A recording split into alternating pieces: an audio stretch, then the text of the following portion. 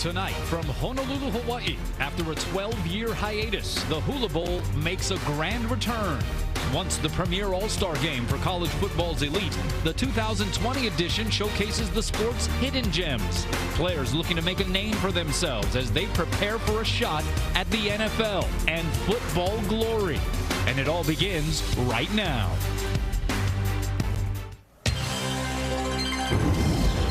Welcome to the Newsweek Hula Bowl. As usual, it was another spectacular day here in Honolulu, Hawaii, as players representing various programs from a multitude of divisions arrived at Aloha Stadium. Every one of them out to prove his mettle in hopes of impressing the scouts and earning an opportunity to fulfill their professional gridiron dreams. It'll be Team Kai representing the ocean versus Team Aina representing the land, live here in the island. Aloha, everybody. Kanoa Leahy alongside Jordan Helly. We'll be hearing from Ian Shearing and Kainoa Carlson down on the field shortly. Jordan, the Hula Bowl is back. Now, we always talk about Hawaii being a vacation spot for a little fun in the sun. This has been a business trip, though, for these players. Yeah, a lot of guys looking to make an impression, right, for player personnel groupings out there, for scouts at a multitude of levels, not just the NFL, but professional football opportunities all over the country and internationally. Well, it's good to have the Hula Bowl back. We go way back when you want to remember the start of this thing, all the way back to 1946. This year's edition of the game, 111 players representing 69 colleges and universities, and also representing the United States, Canada, Japan, and Australia. Now, you may be familiar with some of these names. You may be familiar with them by the end of tonight, that's for sure. Yeah, without a doubt, right? DeAndre Francois, one of the biggest names in this game, former Florida State quarterback, finishing his career at FCS Hampton. Then you talk about the local kid, right? Braden Fehoko from Farrington High School here nearby, part of that national championship team. Really good interior defensive lineman who will get to showcase his stuff here at the Hula Bowl. All right, well, speaking of Braden Fehoko, he is with our Ian Shearing down on the field. Not just close to where Braden Fehoko grew up here in Honolulu, but just a few yards away from where you spent most of your childhood banging the drums on the field for University of Hawaii home games. Braden Fehoko, a national champion from just a couple of weeks ago. Here at the Hula Bowl, how does it feel to be home playing one more college game in your home stadium? Feels great. Honored to be here. Honored for the Hula Bowl to, not just host me, but two other players from my team as well. Happy to be able to share the culture with every other player on this roster. But other than that, it's just a blessing to be back home. How has the week been? You guys have been here. We know you've taken the guys out to Zippy's. You've been having some mac salad, doing the whole deal. But how has the week been? How's the football been, and how did the guys look? It's been nice. It's been a little competitive, so we're ready to go, and I think I'm about to head out on kickoff right now. It's game time. We're going to send it over now to Kainoa Carlson. He is Braden Fehoko. Mahalo, Ian. We're joined here now by the Division III Gallardi winner. He won the Division III National Player of the Year, and now he's in paradise. Brock Rudder. Brock, what's it been like being here in Hawaii this week? Man, it's been the time of our life. This whole week is a great opportunity for each one of us, especially as small school players, and to be able to do this in Hawaii just is icing on the top of the cake. And it's been great weather all week, great hospitality. The people of Hawaii have been great for us all week. Well, we love having you here. Now, what does it mean to end the season like this for you? You go ahead and you lead your program to its first ever Division III National Championship, and you're ending it here in the Hula Bowl at Aloha Stadium. What does it mean to end your career here in Hawaii? Yeah, it's really surreal. I mean, we had a great run at North Central. Coaches are outstanding there. The players around me were awesome, and it's just so surreal to be able to enjoy my time here and be able to cap off this great year here, and I couldn't have done it without any of my teammates back home and my coaches back home. Humble kid, big game from him tonight. We're excited. Jordan Kanoa, we'll send it back up to you guys. All right, thanks a lot, Kainoa. Well, we take a look at the head coaches for Team Aina. It is Mike Smith, former Atlanta Falcons head coach. In fact, he coached in this stadium in the 2011 Pro Bowl, where the NFC beat the Bill Belichick-led AFC 55-41. And on the other side, well, a guy who coached along with Mike Smith in Baltimore. They won a Super Bowl together in 2000 for the Ravens. Rex Ryan, of course, 8 seasons as an NFL head coach with the Jets and Bills. They did face off when they were head coaches. They're 1-1 in those NFL battles, so this is the rubber match, as they say. The weather here in Hawaii, it is fantastic. We feel guilty sometimes presenting these numbers, but 80 degrees here as we get ready for kickoff, mostly clear. Yeah, it's been an absolutely perfect day here on Oahu. Temperatures cooling off just a little bit. Sun starting to duck away. Perfect evening for football, and a lot of these guys an opportunity to showcase their stuff. So the Kai will be wearing the blue jerseys, Aina wearing the red jerseys. Kai won the coin toss, and they elected to kick off. So it will be Bailey Hale kicker from Louisiana Tech, getting ready to send it deep. Couple of guys back there for Team Aina. Reese French has now located himself deep to receive this kick. Now, we have some unique Hula Bowl rules. Most of the rules when it comes to catches, tackles, even in terms of certain challenges and time-related rules, they will be NFL rules. We are also, though, under the Hula Bowl regulations, not going to allow kick returns. So all fair catches. We're going through the motions a little bit here when it comes to kickoffs and punts. As French gets under it, and the 5'11", 200-pound receiver slash returner from Pittsburgh is able to haul in the fair catch. So it will be a 1st and 10 for Team Aina at the 25-yard line. Yeah, an opportunity. We'll still go through the kicking, right? These kickers and punters, Bailey Hale being one of them, an opportunity to showcase their stuff on the kickoff, show what kind of leg they have, although it does negate some of the skill set of a guy like Maurice French, who has been so good as a returner in his Pittsburgh career. Well, the starting quarterback for Team Aina will be Ryan Willis out of Virginia Tech, 6'4", 220-pounder, as he led the Hokies to an 8-5 season in 2019. Made 4 starts, 9 touchdowns, 5 interceptions, dealt with injury issues. Did spend 2 previous seasons at Kansas, but a guy who has looked sharp this week. And first play, he's thrown to the sideline, and a little miscommunication already, as that one is nearly picked off by North Dakota State's Marquise Bridges. Yeah, Marquise Bridges, part of that unbelievable dynasty in Fargo. We've got national champions at both the Division III, Division II, and FCS level here in the Hula Bowl. Little miscommunication. We mentioned French's explosiveness. He wanted to go over the top. Willis had him on a stop route there on the sideline. Could have easily been a pick. All right, you see the rest of the Team Aina starters. A guy to keep an eye on, number 27, LaMichael Petway Jr. out of Iowa State. The coaches have been raving about what he has done throughout the week. Yeah, Arkansas transfer, a guy who can go up and get it. And this is going to be a keeper by Willis, and he dives forward across the 30-yard line. They will mark him down at the 31. That's going to bring up 3rd and 4. The Team Kai defense, Takorian Darden and Reggie Walker combining on that first tackle. Gabe Sewell, he's an interesting story, comes from what is becoming a famous football family. His brother Penay, the Outland Trophy winner, tackle for Oregon, the first Polynesian to win that award. And we saw his younger brother Noah, a 5-star recruit, also headed to Oregon in last week's Polynesian Bowl. Yeah, they've got another brother who also played collegiate football as well at Nevada and Utah. It is a incredibly athletic family. So 3rd down, and it will be Willis looking to throw, and heaves it to nowhere. So it'll be 4th down here, a little over a minute in to this opening quarter. He was looking for Maurice French again, the Pittsburgh Panther, and that's twice he's targeted French, and twice they've been on different pages of the playbook, as that time he wanted French to continue his route, stopped it, hooked it up at the sticks. So that's part of the process, right? You only get 4 days basically to install and develop some timing with your receivers. So Blake Maimone from Oregon on to punt it, and it'll be retrieved by Aleva Hifo out of Brigham Young University. And again, all fair catches, so he's able to secure it right there at about the 25-yard line. Yeah, and Hifo's another one of those guys. Really good receiver, but we saw the last time he played on this field in the Hawaii Bowl against the University of Hawaii, nearly took a punt back to the house. Almost the best part of his game is in the kick return. Well, this was one of the guys we highlighted in the Open. DeAndre Francois started his career at Florida State. He is out of Orlando, Florida. You see what he has done at Hampton University. 2,522 yards passing, 26 TDs, 14 interceptions, a 56% completion rate as a senior for Hampton University in Virginia. And he is looking to throw. No, make it a delayed handoff. He gives it to Gerald Bright, a 5'10", 190-pound back from Utah State, and he doesn't get much. Cecil Cherry and Michael Scott combining on the tackle there. As you take a look at the rest of the Kai offense, a guy who has shined a little bit is actually one of the University of Hawaii products, Jason Matthew Sharsh, 5'11", 180-pound receiver who just seems to always make the right play. Yeah, really good in the slot. He's been playing a little bit outside as well this week for Team Kai.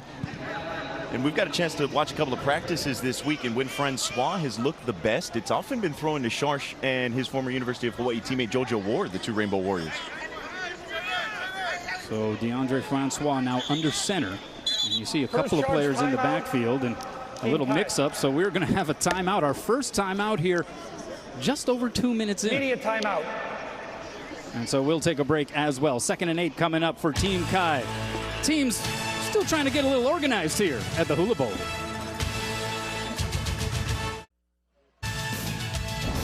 Some of the beautiful scenery available here in the Hawaiian Islands as we welcome you back to Honolulu, Hawaii. And the Hula Bowl back after a 12-year hiatus, a game that originated back in 1946.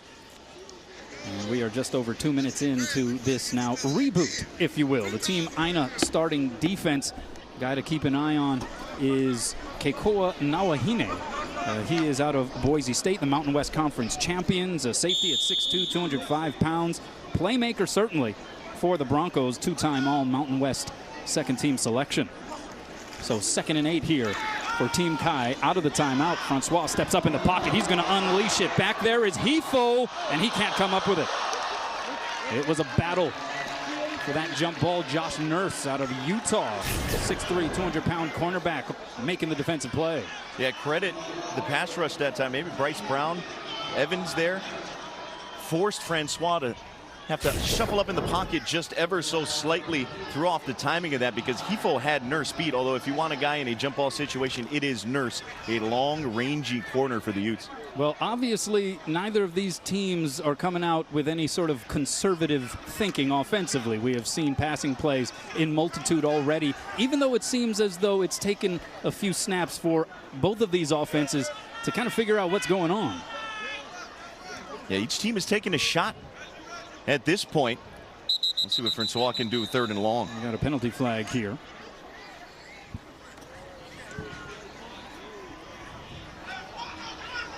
You see Steve Strimling, he's the head referee. Served as an alternate for the national championship game. There was no contact with the defense in the neutral zone. Please reset the play clock, 3rd down. So they will renege on that penalty flag. Yeah, I did want to credit Michael Scott, the Oklahoma State defensive end, who has been impressive at practice this week. He was the guy coming off the edge pressuring Francois on that 2nd down snap. So it's now 3rd and 8 here. Francois out of the gun. Again, under some pressure, steps up in the pocket, throws down the sideline, but a little bit too much of a line drive there for his receiver, Jamari Hester, out of Jacksonville State in Alabama. Monquavian Brinson out of Georgia Southern was covering on the play defensively, brings up 4th down. Brinson, really good coverage. Tough matchup. Hester, 6'7". Was impressed in some of the All-Star games earlier this offseason as well. Brinson, 5'11", really good corner. Really good corner tandem at Georgia Southern the last couple of years. Of course, high draft prospect Kendall Vildler, his opposite corner, made a pick yesterday in the Senior Bowl. Austin Parker now on to punt, receiving the long snap from Jacob Tillman, and it will be retrieved by DJ Davis, 5'8", 170-pound running back out of Southern Illinois. So Team Aina's offense, once again, to make its way back out onto the field. We assure you that these teams offensively have practiced. In fact, have practiced at length. We just haven't really been able to tell yet in these first 2 possessions. Hey, it's always you finally get going game speed, right? I mean, you're in practice, not even really going to thud at tempo, keeping guys up, keeping guys off the ground, and all of a sudden you get live in the game. And the other thing about this as well, I think on both sides you'll see really good pass rushers and defensive linemen that could throw off the timing of a group that hasn't had a lot of time together. Willis stays in there at quarterback, and he's able to swing it out to Michael Bandy. Bandy, diminutive certainly at 5'10", out of San Diego, but this is a guy who was part of a 9-3 Toreros squad, 2-time All-American. Yeah, he's put up some ridiculous numbers, has Michael Bandy, for the Toreros. 7.3 receptions a game as a junior. He was 6.3 receptions a game this season. 5th best single season his junior year in FCS history. He's a guy to keep your eye on, especially in that slot, a guy with next level potential. Cal's Travion Beck making the play defensively there. 2nd down and 7. And Willis keeps it now, fires along the seam, and as though he was checking out Amir Dorsey out of Rhode Island, but too much traffic there defensively. It was Beck again getting in the way. Yeah, Beck's done a nice job. Not a huge guy at corner, but really physical. He's a guy who was often playing in the slot. He was their nickel back most of the time, matched up with a lot of those physical tight ends in the Pac-12.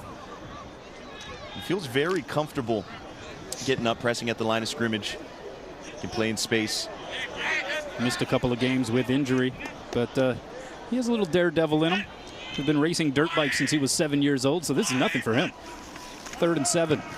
Willis is going to be clobbered. Taken down by Mosese Fifita, 6'1", 330-pound beast out of Air Force. Fifita had an incredible season. This was breakout year. 7.5 tackles for loss, 6 sacks for the Air Force Academy, who had a terrific season, a big bowl win over Washington State to close out the season.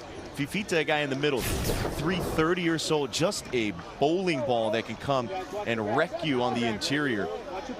And to have those kind of tackle numbers playing at the nose, really impressive stuff. So that forces another Team Aina punt, and it'll be Hawaii's JoJo Ward getting under that one for the fair catch.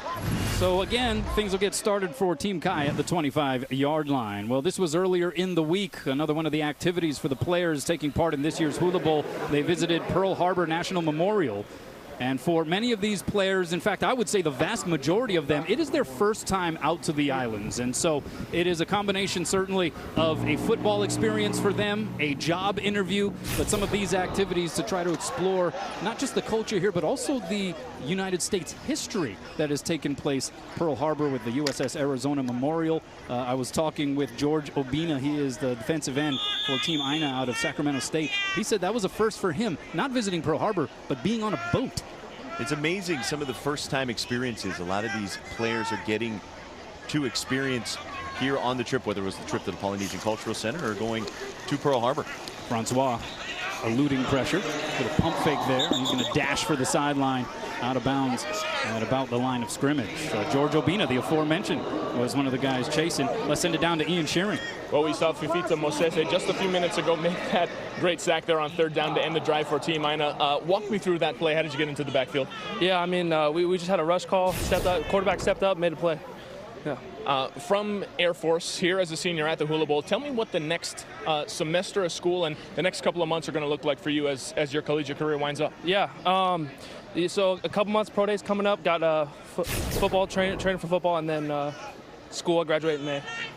Well, congratulations. Great to have you here at the Hula Bowl, and let's see another couple of those sacks before the game is over. All right, thank you. Kano, take it away. Thanks a lot. How about the direct snap here for Team Kai? But Team Aina was not fooled one bit, as that one was snapped directly to Gerald Bright. But the hole closed up in a hurry. Bright out of Utah State. The next kind of in that long line, right? We see Robert Turbin, a few others come through that Utah State backfield. He was honorable mention in the Mountain West this past season. Kind of split time with Darwin Thompson last year. This season really got to showcase his skills. Really good pass catcher as well. Could be a 3rd down guy in his future. Well, the guy filling the gap there was linebacker Nate Evans, number 41. He is a tackling machine. A 2-time All-American Conference selection. He had 112 tackles this past season, Jordan. Yeah, for UCF, just a great sideline-to-sideline linebacker. Always around the football. Fake handoff here. It's Francois. Runs into some trouble. Now tries to run. Loses the football. It was Nico Lalos who was able to lay the hit that knocked it loose. And Junior Diaz out of Florida Atlantic, part of that 11-3 Owls team under Lane Kiffin, who was able to fall on it. Johnny on the spot, but Lalos, the Dartmouth representative, knocking that one loose. What a year for Big Green, right? Ivy League co-champs. He was first team in the Ivy League with 5.5 sacks. He, as well as Chris Williams, another kind of unheralded draft prospect out of FCF's Wagner. They were out here after practices running wind sprints, getting a little extra work with each other. Talked about the business nature for a lot of these players coming out. So the punter's been busy here so far. Not yet midway through the first quarter, and that's a pretty good one. Unleashes one deep to DJ Davis, who hauls it in inside the Team Aina 20. We'll be back from Honolulu, Hawaii after this. Welcome back to Aloha Stadium. All defense so far. Each offense just 1 yard in production so far. But let's look back at some of the production of the players that have been through the Hula Bowl and its enriched history. This is a list of just some of the Heisman Trophy winners to play in the game. Most recently, Ricky Williams. Left off of that list is Steve Spurrier, who was actually one of the celebrity coaches last week for the Polynesian Bowl. But those are just a few of the many notable football legends who have taken part in the Hula Bowl over the years. Team Aina bringing the offense out, this time with quarterback Josh Love out of San Jose State. It certainly was a breakout year in his first season as a full-time starter at QB for the Spartans. And on his first play from scrimmage, he gives it to DJ Davis, who finally finds an opening, finally taken down by Takorian Darden of Western Kentucky. But Davis showing off some of the scoop. Davis, 1,000-yard rusher for Southern Illinois this season. The Salukis, two-time second team in the Missouri Valley Football Conference. He's an all-purpose guy. He'll catch a ton of passes as well in his career for Southern Illinois. It's only, I believe, the third designed rushing play that we've seen in this game. 16-yard gain there, longest play from scrimmage so far for either offense. Another give to Davis. He spins and fights his way for about 1.5 yards. As you take another look at Josh Love from Mission Viejo, California. Spartans went 5-7 in 2019, but that was a step up. 3-22 combined the previous 2 seasons, but he had nearly 4,000 yards in passing production, Jordan. He was outstanding this year. 5 games of 400 or more yards through the air. Had a terrific ball game when San Jose State came down here in conference to play the University of Hawaii. Threw for 375 yards in that game. Yeah, Hawaii able to pull out that victory 42-40, but it was a San Jose State offense that was just unstoppable. I don't think they even punted in that game. Here's James Gilbert out of the backfield making the reception out of Kansas State. Part of the 8-5 Wildcat squad this past season. Yeah, graduate transfer from Ball State. Gilbert, a lot of these backs, and you'll see it, especially for this Aina team, dual threats, guys that can catch it out of the backfield. And Josh Love is one of those effortless throwers of the football. Not necessarily physically imposing, but he can really get the ball out quick, and especially on deep balls. His deep ball accuracy is the one thing that really jumps out at you. We'll see if he looks to maybe stretch the arm out at some point while he's in there on this series. It was the other Love in the Mountain West Conference, Jordan Love of Utah State, who had been really receiving all of the love when it came to the lists of top quarterback prospects. Josh Love, though, made some noise, maybe of any quarterback in the Western region, a guy who sort of made the most gains in terms of his overall profile. I would agree there, as we see another strike to Gilbert. Saw him once in the flat right, hit him out in the flat left. But he is a guy, as part of that is what San Jose State had done as a team, right? 3 wins in the previous 2 seasons combined. They more than doubled that total this year. We're very competitive and nearly got to bowl eligibility. Started off as a walk-on at San Jose State. Mountain West Conference Offensive Player of the Year this past season and 3-time academic All-American. Second down here for Team Aina. And it'll be a keeper by Love, and he is taken down. Cameron Klein there defensively on the play, along with Dominic Sizauskis. Klein out of South Dakota. Love showing a little bit of the running ability. Klein for the Yotes, really good season this year, as we saw. Unfortunately, the guy who had running back responsibilities, Alema Collins, come up and down on the turf. Yeah, Alema Collins out of Ottawa University, Arizona. We'll be back. Welcome back. CBS Sports Network has a new show covering all the action on the green. Join Michael Breed as he tees off on the top headlines in the world of golf and gives his unique takes on the game. Course Record with Michael Breed premieres tomorrow morning at 11 Eastern right here on CBS Sports Network. Well, good news, Alema Collins, who went down prior to our sending it to break, did get up, walk to the sideline under his own power. It was scary for a moment because he went down in a heap. Yeah, he did. Did well on his responsibility, came off the edge, had the running back in that situation, but was good to see him exit under his own power. One of a couple of NAIA standouts that we have in the game.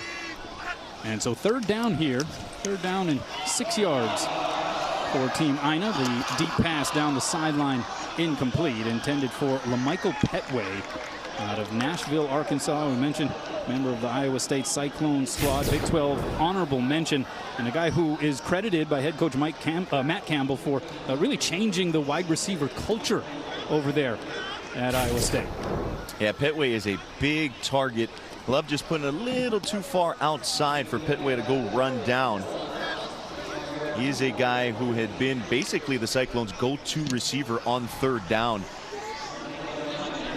Only Mullen again on to punt, and it is Khalil Dorsey hauling in the fair catch.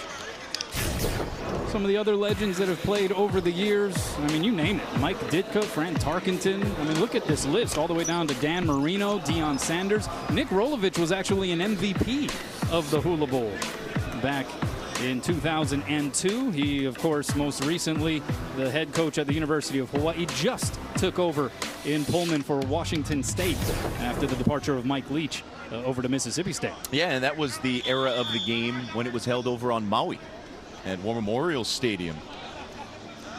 So a new quarterback in for Team Kai, Quentin Dormady on. 1st and 10 from the 13-yard line, and a quick pass complete to JoJo Ward, and the guy who the last couple of years has played his football right here on this field, making the catch and getting close to the first down marker. JoJo Ward, kind of a jitterbug out there. Usual right side receiver. They're playing on the left. Dormady out of Central Michigan. He's kind of bounced around throughout his career. He was an incredibly high recruit coming out of high school. He's top 5 overall in terms of quarterback rankings.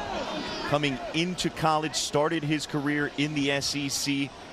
The potential is there. You see it when you watch his film from different stops throughout his collegiate career. It's just sort of been putting it all together. A chance to start full-time this season for the Chippewas. Yeah, bouncing around a little bit. Tennessee to Houston and ultimately to Central Michigan. And here he is now flashing the feet and getting out to the 30-yard line.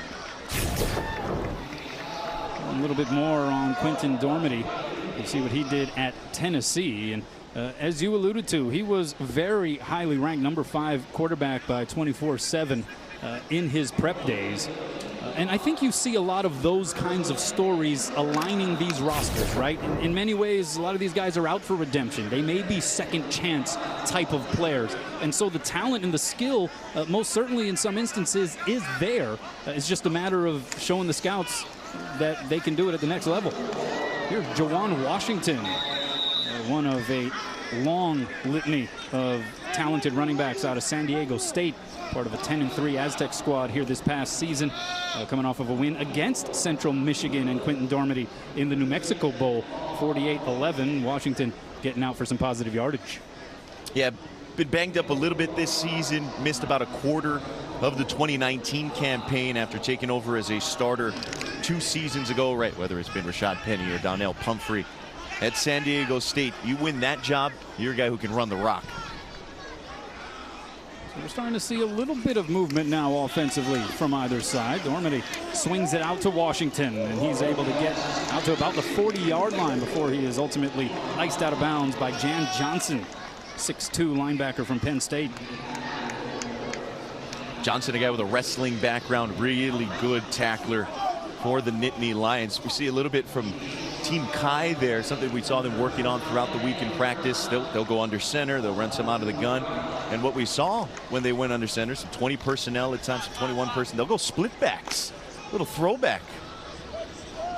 Good look there at Pono Davis, number 74 out of SMU. He's making a homecoming as well. Grew up on the Big Island, Hawaii Island, a Kamehameha Hawaii alum in high school. Here is Washington veering outside, and the bounce takes him across the first down marker and into Team Aina territory.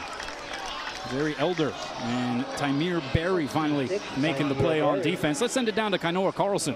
Hey, thanks, guys. I'm joined here now by a guy who will probably be in the Hula Bowl and a lot bigger games in the future. He is an Oregon commit, Farrington Governor, Fa Ope Lau'ulu. Ope, what's it been like having the Hula Bowl back here, giving you a chance to see kind of what's possible at the next level? It's been great. Here to support our older brother, Braden, and proud of how far he's come, and it's just great to see that they actually brought it back here, and hopefully they get to do it again more. When you look at the season that Braden just had, obviously a national championship with LSU, does it kind of give you a hope, kind of give you a glimpse into what exactly is possible if you go about things the right way, you do well in school, and you perform well on the field? Oh yeah, it shows that I can go above and beyond just like him and just follow his footsteps and probably take it farther. Thank you so much for joining us, Ope. Again, Oregon commit. Can't wait to watch him next season. Jordan Kanoa, send it back up to you guys. Thanks a lot, Kainoa. Yeah, Ope Lala'ulu, a monster of a young man. Yeah, of course, went to the same high school as Braden Fehoko for his senior year. Lala'ulu this past season. He's a guy recruited by Mario Cristobal and that Oregon staff who has brought in just outstanding lineman after outstanding lineman in his short time there, and Lala'ulu getting to join those ranks. Yeah, Joe Salavea, associate head coach, credited with some of that as well. Here's Washington finding a hole along that right seam, and he gets first down yardage and then some, finally taken down by Monmouth's Tymir Berry. Nice job by Washington. You see him read the cutback there. He's got really good vision.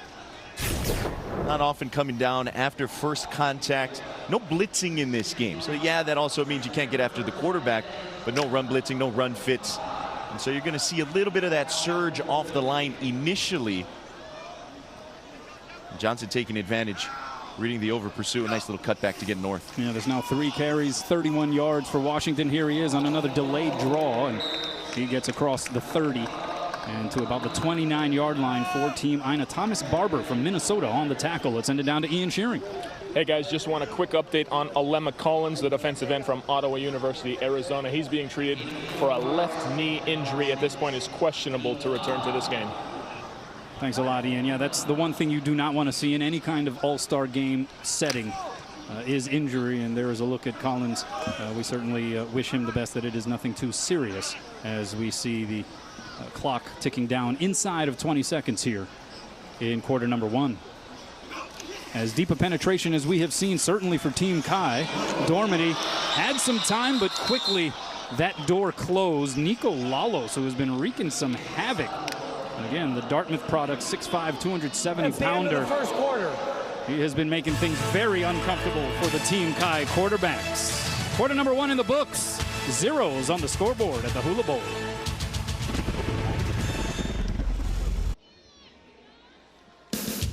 One of several black sand beaches that can be enjoyed here throughout the Hawaiian Island chain. We welcome you back to Honolulu, Hawaii. And the reboot, if you will, of the Newsweek Hula Bowl. Kanoa Leahy alongside Jordan Helly, Ian Shearing, Kainoa Carlson down on the field, and Team Kai threatening their best drive thus far. And they are doing it with Central Michigan's Quentin Dormady in at quarterback. Yeah, each team, after about the 3rd drive, kind of settled in a little bit. Understandable. You got guys out there playing with each other for the first time. Going to take a little bit of the feeling out.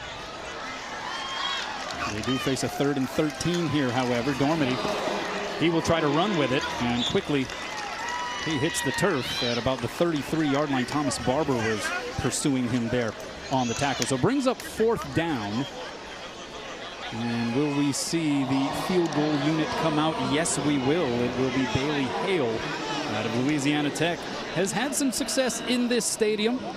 In the 2018 Hawaii Bowl versus the Hawaii Rainbow Warriors, kicked a 24-yard field goal, was 4 for 4 in extra points in that game. This will be a little heftier in terms of length.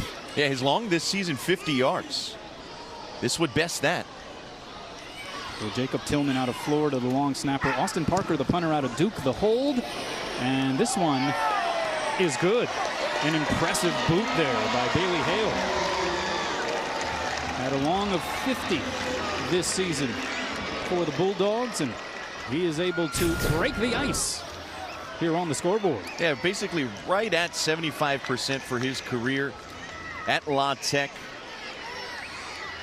Junior college guy, came through the ranks, really had to scratch and claw his way, ended up getting a shot at Louisiana Tech. And that's just beautiful right there. Putting some points on the board, and it's good from a little further back. Yeah, beats his season high of 50. 51-yarder is good for Bailey Hale, and it is 3-0 in favor of Team Kai. Now, this was yesterday as the two teams held a clinic in separate locations of the island for some younger, aspiring, perhaps future Hula Bowlers. Team Kai and Rex Ryan went out to Waianae High School. These are visuals from Team Aina's clinic, led by Mike Smith down at A'ala Park in downtown Honolulu. It made sense, right? The A'ala Park, a little more inland. Rex Ryan's Kai team went to Waianae High School, which is basically right on the beach, right on the ocean. So appropriate. Yeah, Rex Ryan, he loves him some Hawaii. There's no doubt about it. And you can see by the ink that he bears on his leg as that one is booted into the end zone. So it'll be a touchback for Team Aina.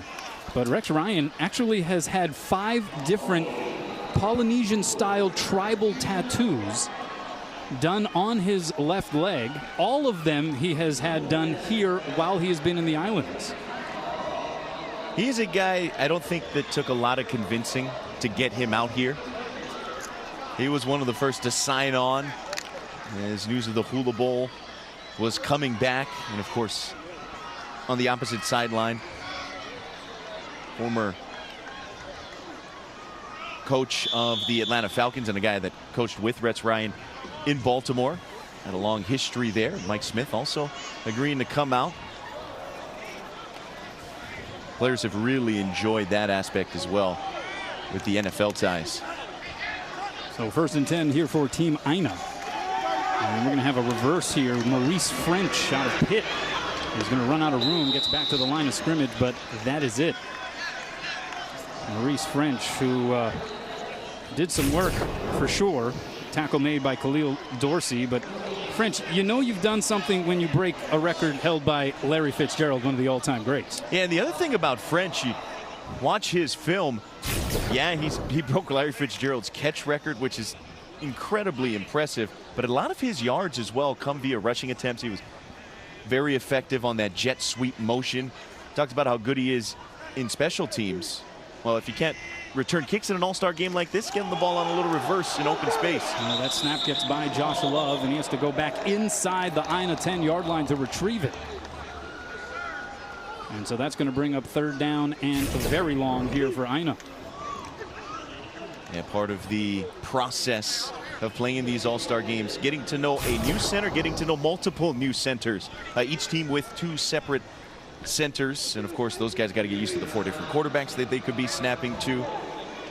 Not an easy process, whether you're taking it from under center or back in the gun.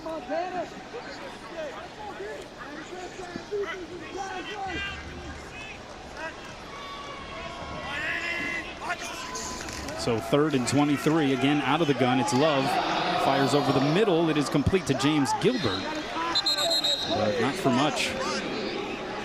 And so that's going to force a Team Aina punt.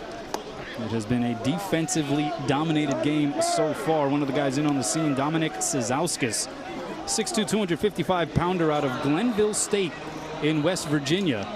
But he is another guy who has taken a circuitous route throughout his college career. Yeah, he has. Originally a Wisconsin commit, a local guy from up there in Wisconsin. Had some off-the-field issues. Ends up going the junior college route, works his way to Glenville State Division II school in West Virginia. And all he did there was just rack up incredible tackle numbers in his career with the Pioneers. Well, Blake Mamone is getting a workout, the punter for Team Aina.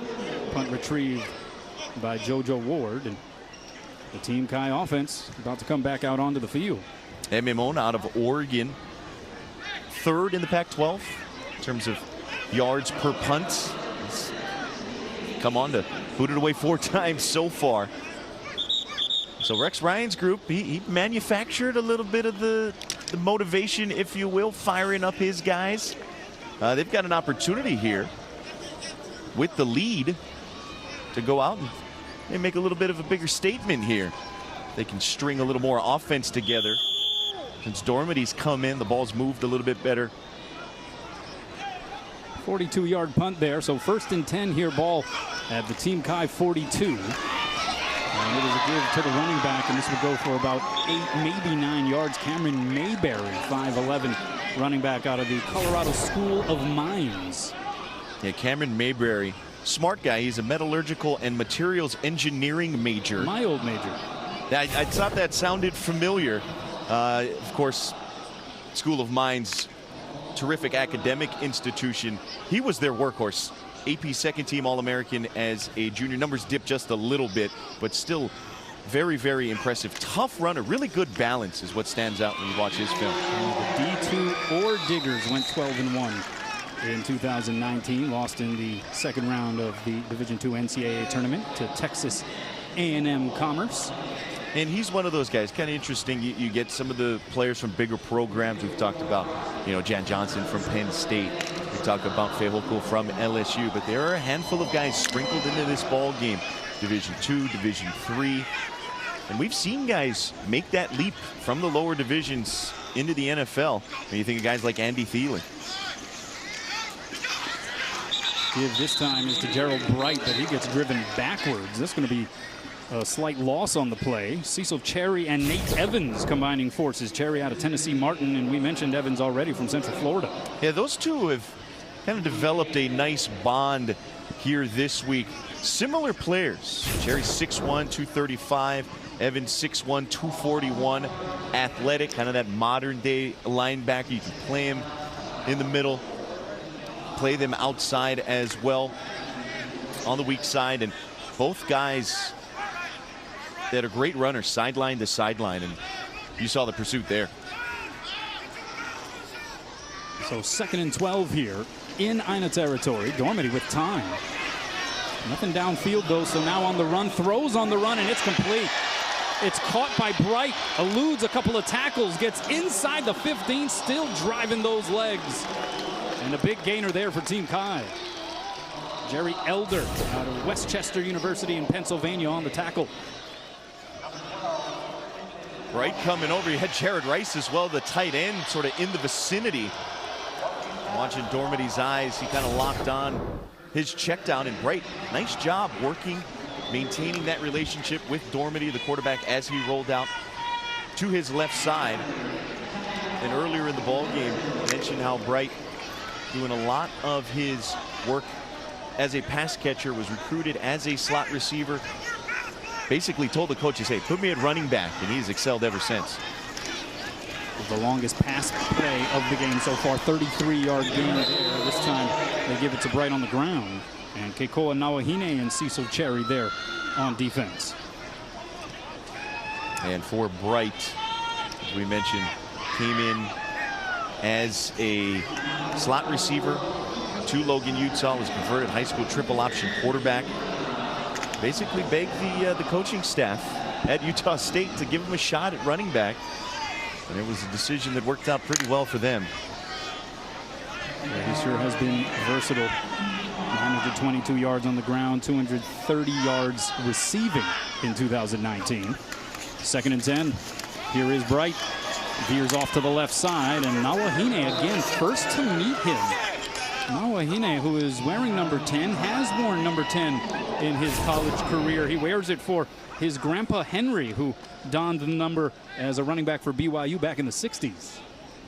Yeah, Keikoa Nawahine led Boise State in interceptions this season, but he is a safety that likes to come up in the box. He is a guy who likes contact. We saw him during the course of practices come up, and not that they were playing to contact, but he's a guy that flies up the field very quickly, very instinctual. Yeah, one of those guys that had to be reminded to allow the offensive players to stay upright in practice.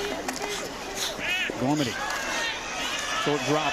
Now fires and completes it down to the 1-yard line. The catch made by Jamari Hester. Jacksonville State product. Dormady again showing the ability to buy time. Just enough to get Hester a good look. Hester, of course, did a lot of his damage down in the red zone, as you would anticipate for a guy 6'7", out of Miami Central High School, that powerhouse down in Southern Florida. And so a 1st and goal from the 1 situation. Can Kai punch it in? The give is to Bright, and Urbina is able to step up. The Sac State product, the career leader in sacks and TFLs over there for the Hornets, making the stop.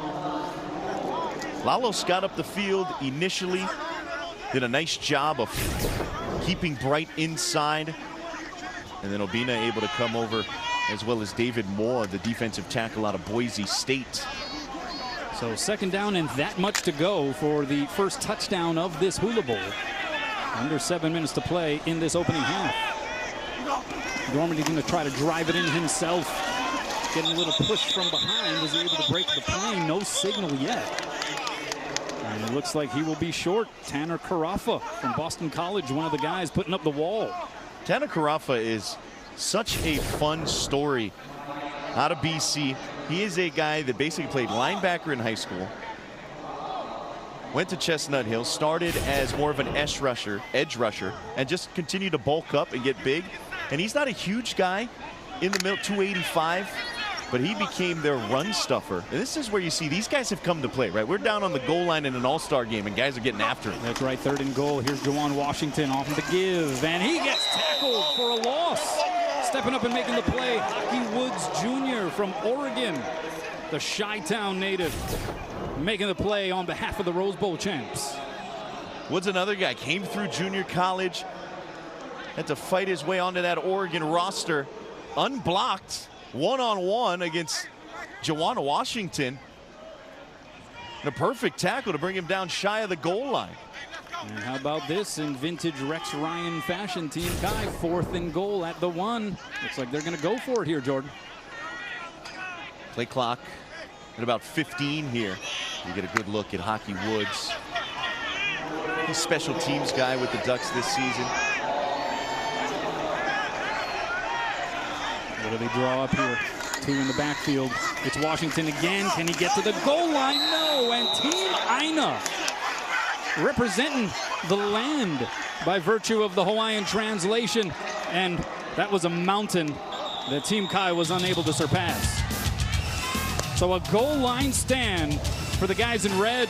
They'll take over here. Still 3-0 in the Hula Bowl. Welcome back to beautiful Honolulu, Hawaii, as we bring you the reboot of the Hula Bowl at Aloha Stadium. A goal line stand by Team Aina keeps the score 3-0 in favor of Team Kai. Let's check out a little by the numbers, some measurements here. Tallest, shortest, heaviest, and lightest. How about Michael Dean? He was a late addition 5'6" receiver from Idaho State. When he got into town, his baggage, and we won't say what airline he was taking, his baggage got lost, so he had to practice without a helmet the first day that he got here. And then you saw Terrence Harper, 6'9". He is a monster of a man. Dean's been really impressive this week in practice. He turned a lot of heads. You see the starting position here for Team Aina. That last Kai offensive drive, it took over 7 minutes, 7:17 to be exact, off of the clock. Offense number 84, half the distance to the goal, replay 1st down. And no points to show for it. So a lot of time being taken off of the game clock as you take a look at Braden Fehoko, the D tackle. What a great story he has been. Started his career at Texas Tech collegiately, wearing the Red Raiders logo on one side of his LSU helmet. That is given to Anthony Davis. Braden Fehoko, who played his high school ball not far from here, Farrington High School, but made 4 starts for the national champion LSU Tigers. He is a member and will go down in history as a member of one of the best college teams we have ever seen. Yeah, and he was part of a defense that had some absolute studs on it, was in that rotation, a part-time starter, and one of the leaders of that defensive unit. Roland Rivers III now in at quarterback here for Team Aina, under pressure in his own end zone. And he fires an incompletion intended for Dante Thompson out of Texas Tech. Roland Rivers III from Slippery Rock University. Basically the winner of the D2 version of the Heisman Trophy. Yeah, the Harlan Hill Trophy. So Team Aina with both the Division II National Player of the Year and the Division III National Player of the Year, as we'll see Brock Rudder, their 4th quarterback, a little bit later on in this game. Roland Rivers, I should say, absolutely lit it on fire at Slippery Rock. His passing and rushing numbers, eye-popping. He is picked off here, though. Taken away by Delrick Abrams. And he is veered out of bounds. The Colorado Buffalo coming up with the INT in a game where we have seen Some demonstrative defensive efforts. This time it is Abrams making the play. Rivers having to step up a little late, trying to fire the whole shot to Bandy. Going to fit it into that cover 2 look on the fade ball. And Abrams able to drop off into coverage, sitting down in the flat, read it well. And he is a guy that's got the size and range to get a look, right? 6'3", 185 pounds. One of the better tacklers, 54 total tackles at corner this season for the Buffaloes. Colorado coaches say he's one of the more mature leaders we've had. And a big play to get Kai the football right back. Jake Mayer now out of UC Davis in at quarterback. He gives it to the running back Cameron Mayberry, who gets ahead all the way down to the 1-yard line. So golden opportunity here for Team Kai. Going back to Team Aina, 3 quarterbacks combined for 4 of 10 passing, 19 total yards, and that last INT. So we've seen 3 quarterbacks for Team Aina. We'll see the 3rd for the Kai. They were down here just moments ago. Right. We'll see if they can punch it in. They've got Faruta, the fullback, in. And Meyer hasn't taken a lot of snaps under center in his career. Here's Mayberry, and he's going to find the opening off the left side of the line, and he gets in for 6. Cameron Mayberry, over 4,000 career rushing yards, 52 touchdowns for Colorado School of Mines, and he gets in for the first TD of this Hula Bowl. Yeah, it's a nice block by Faruta on the edge, sealing off the initial edge defender, then Nawahine trying to scrape over the top, the safety. Last time down on the goal line, Washington was tackled about the half-yard line, in part because he was left one-on-one, an unblocked defender. That time Mayberry got an escort into the end zone. Credit Faruta there, and Mayberry, our first touchdown in this new era of the Hula Bowl. And here is Bailey Hale. He has loomed large. 51-yard field goal to break the ice. And here he is on for the point after. Was 53 for 53 in extra points this past season, and that one is right down the middle. It is 10-0 Team Kai. 3:31 left to play in the first half. And Kai, like the ocean, getting it flowing.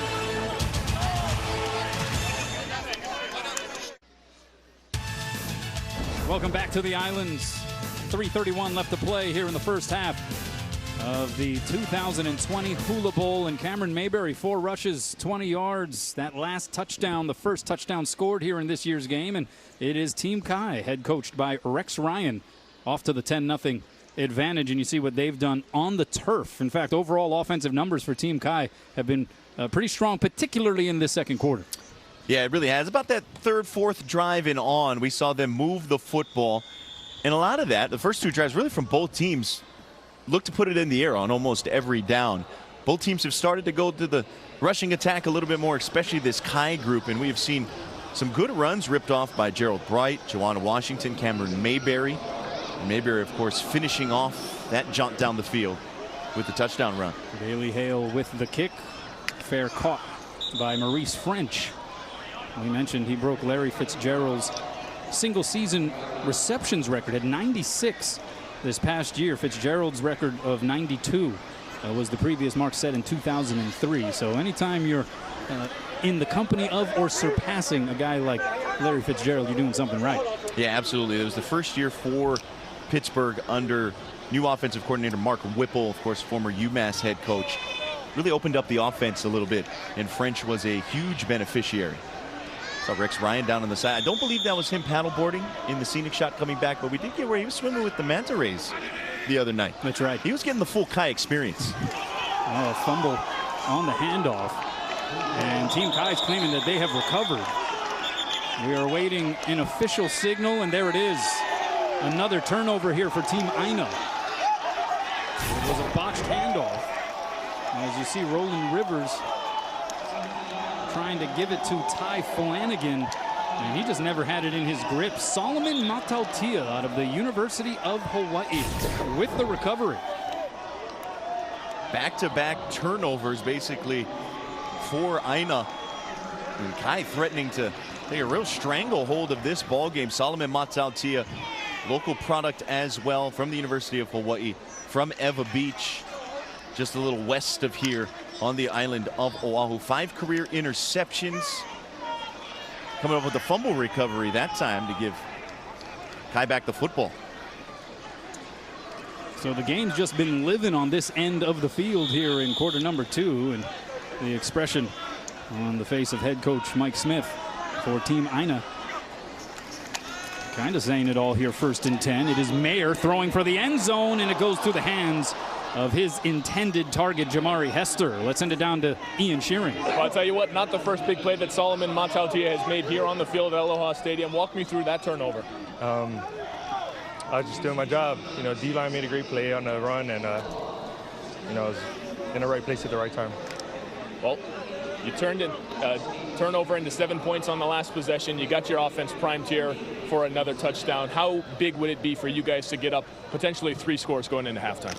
That'd be amazing, because I guess I've heard we were the underdogs for this game, so it would mean a lot for us to go up 17-0 before the half. Well, you're the underdogs according to Rex Ryan, as we heard before the game. Solomon, thank you. We'll get back to the game, Kano. Thanks a lot, Ian. Little play action here. Mayer tries to backhand toss it out to Rice and John from Simon Fraser, the product of Vancouver, British Columbia, Canada. But David Moa applying the pressure defensively there, forcing the risky effort by Mayer. Yeah, Moa just bull rushing into the backfield. We saw him come with a huge stop down on the goal line a couple of possessions ago. John, one of those international guys playing at Simon Fraser, NCAA football program in that Division II level. You got to love Rex Ryan. He convinced his guys they were the underdog, although in some of the media availability, he was telling everybody they should be 2-touchdown favorites. That's right. Whatever gets them in the right frame of mind, right? Here's Mayer, hit as he lets it fly, and he gets it on target. Put it on Alewa Hifo there, and the BYU receiver able to haul it in. Now, NFL rules on catches, we remind you, and so got to get both feet in. So a heck of an effort really on both ends of this completion. Yeah, Mayer staring down the barrel.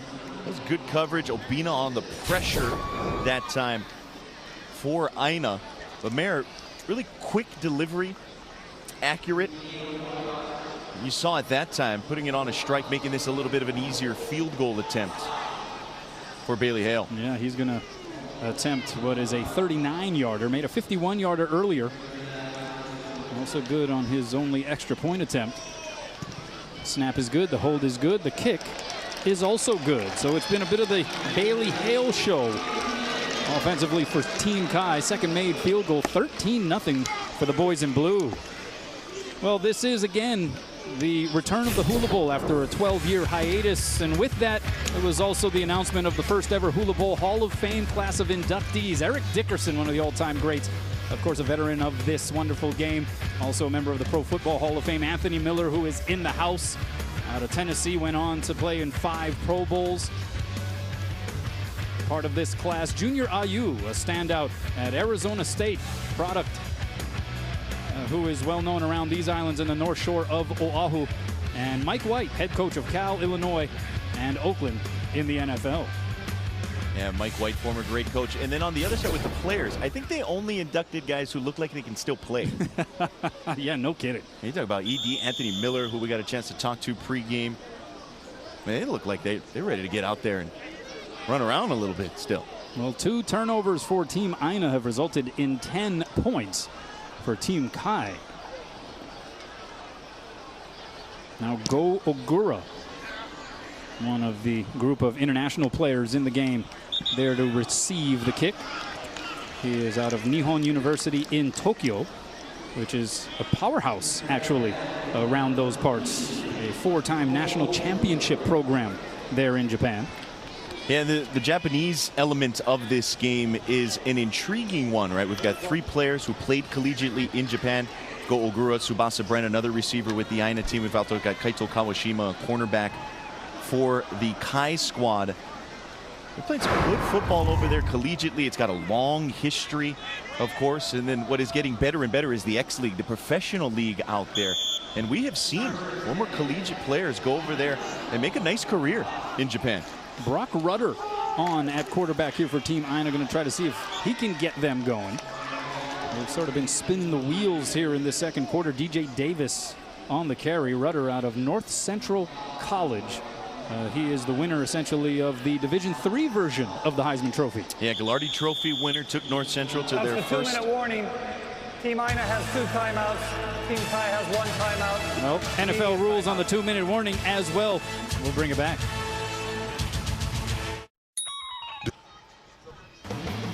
Welcome back. You see the Kai offensive line helping to pave the way for what has transpired into a 13-0 lead for Team Kai. Break down the championship games and the teams heading to the Super Bowl with analysis from a quarterback's point of view. Watch NFL Monday QB tomorrow night at 6 Eastern right here on CBS Sports Network. And one of the guys we saw there, Jordan Johnson, the center out of UCF, that's one of the 3 helmets that he brought on the trip.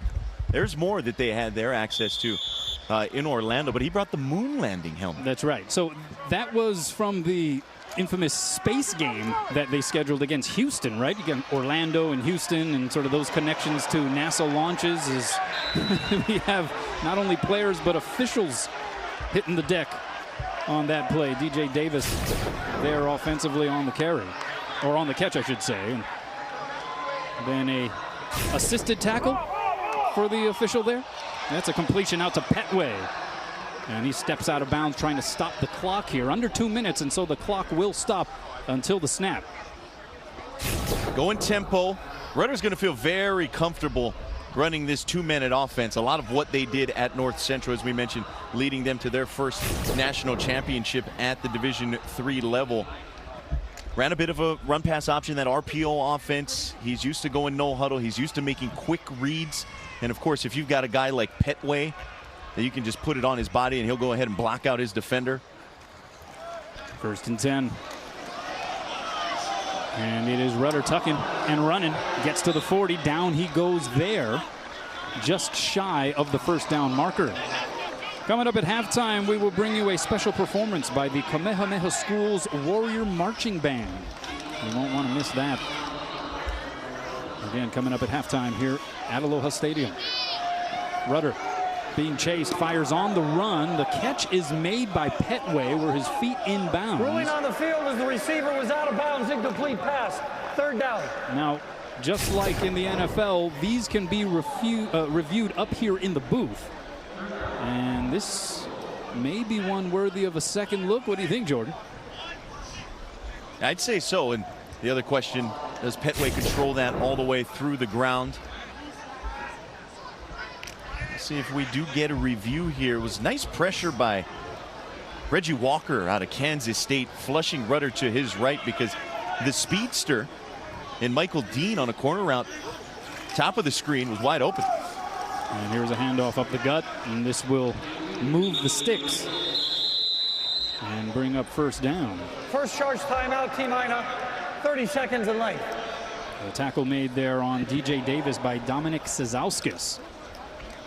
And so Team Aina utilizing the timeout. 57 seconds left to play. As you take a look at Mike Smith, who was the D-line assistant under. Game clock operator, please reset the game clock to 59 seconds. We'll add a couple of seconds. 5-9, please. Mike Smith was the DL assistant under defensive line coach Rex Ryan. Thank you. At Super Bowl 35, winning with the Baltimore Ravens in 2000. So they have spent some time together. They are very good friends with one another. And as mentioned, as head coaches battling against one another, they are 1-1 in their career. So this represents the rubber match, and it also represents bragging rights. There's no doubt about it. Yeah, not sure if they put a friendly wager on it, but it was something definitely. We talked to them individually. That was front of mind for them. Of course, Mike Smith, a lot of his early development football-wise coming in Tennessee, played at East Tennessee State, coached for a long time at Tennessee Tech, and then breaking into the professional ranks. Really good defensive mind. We got 2 defensive-minded head coaches in this ball game. Makes sense we've only got 13 points on the board so far. 1st and 10 here for Team Aina. It is Rudder, fires over the middle. That is complete to Davis. And so Rudder and DJ Davis paving the way here offensively for Team Aina. Travion Beck and Lakeem Williams. Beck out of Cal, Williams out of Syracuse, combining on the tackle. Closing in on 40 seconds to play in the first half. 2nd and 3, firing down to the end zone. It is caught by Michael Dean. And the smallest player on either roster out of Idaho State hauls in the first Aina touchdown and adds a little backflip for good measure. 5'6", 160 pounds. And he was the guy that maybe had the most buzz around him. He showed up, as you mentioned, Kanoa, without his helmet, got lost on the way. It made its way here, but he was running around in practice, guys in pads and helmets, and he didn't have the helmet out there, but he was still tearing things up. He's a guy who also ran indoor track at Pocatello. Set the school record in the 60-meter dash. That was about a 35-meter dash right up the seam to put the Aina on the board. His Bengals teammate Ty Flanagan, running back on Team Aina, an 8-play, 75-yard drive, took 1 minute and 42 seconds, and Nick Vogel able to add the PAT. And hey, if you catch a long touchdown, you get to pose with Anthony Miller and Rich Miano for a picture. It's not a bad little bonus right there. Anthony Miller knows a thing or two about catching touchdown passes. Michael Dean, his athleticism is what everybody raves about, right? His short area quickness. Began his career as a running back. Young man out of Upland, California. Found his way to Idaho State. Turned into a go-to receiver. 49 catches each of the last 2 years. Over 1,600 receiving yards the last 2 seasons. Explosive. 17 or so yards per catch in the last 2 campaigns for him. And then you saw the backflip. That's something that's part of his reputation. He's a guy who's known to break that out. Just so springy. Brock Rudder on the front end of that touchdown was a 28-yard connection. Rudder, who has recorded the most passing yards in Division III history, and we saw a little bit of the arm right there on display, Jordan. Yeah, and that's basically what he did a lot at North Central. Quick throws. We saw he and DJ Davis have a real nice connection on that drive. The pass catching running back out of Southern Illinois. And then the quick reads, couple of quick throws, and then a shot down the seam. Beautiful throw by Rudder. And Nick Vogel will kick the PAT out of UAB. Boots that one through the end zone. And so Team Kai will take over. 37 seconds left to play. That was an important touchdown, though, just for the tone of this thing. Just to sort of create, I think, a little bit more of a sense of competition here as we gear up for the intermission, a 13-7 score. Yeah, all of a sudden, you know, it could be a one-possession ball game going into halftime. Guys can regroup, bring a little bit of that added motivation as well. But we'll see. Maybe Kai, with their 4th quarterback, Kenji Bahar, out of Monmouth, see if they give him a chance to try and lead a quick score. Yeah, Monmouth, the 2019 Big South Conference champs, an 11-3 record. They decide they're just going to down it, and they will take the 13-7 lead into the locker room. So it was all Team Kai on the board until the final 2 minutes. And Brock Rudder, DJ Davis, and ultimately Michael Dean able to skill their ways for a touchdown for Team Aina. 13-7 at the break. Let's send it down to Kainoa Carlson. Hey, aloha, thanks, guys. I'm standing here with one of the smallest guys in stature on the field. Obviously, he's got one of the biggest hearts. Michael Dean, walk us through that touchdown, man. Oh, it was cover 2. They split the field, and I was supposed to bend it, so I took it right up the middle, found the open gap, and he got me the ball. You got a bunch of fans. You got a big smile on your face. How much fun you having out here playing in this year's Hula Bowl? A blast. This is awesome. I'm so grateful that they gave me the opportunity to come out. This is my first time over here at the island, so, you know, just soaking up this whole week. It's been a blessing, you know. Great to have you here. Great touchdown, by the way. We got a good game. We're going to send it over now to Ian Shurry. Quentin Dormady was the quarterback who orchestrated the first couple of drives for Team Kai that really got the ball moving. You didn't punch it in on that first time, that goal line stand there, but you get in on your second possession down there after the turnover, and you guys have really started to find a little bit of a rhythm offensively. Yeah. That's all it takes. Get a couple completions, get the drive going, get a first down, and then let the playmakers make the plays. And it's just been a lot of fun. We're having fun over here. In a game like this where it took a little while to get things moving out of the start of the game, how do you come out after halftime and try to pick up the momentum right where you leave off? Yeah, I think just go in, regroup, talk about things, and then come back out and execute like we did on those drives at the end there. You know, it's obviously challenging when you've only practiced 3 times to come out and execute. So just focus on the little details and come out and get a drive started. Quentin Dormady, good luck in the second half. We'll see you then. Thank you. Kanoa, back to you. Well, as you heard Ian allude to, it took a little while for the offenses to get any kind of rhythm. Now we got a competitive game in Hawaii.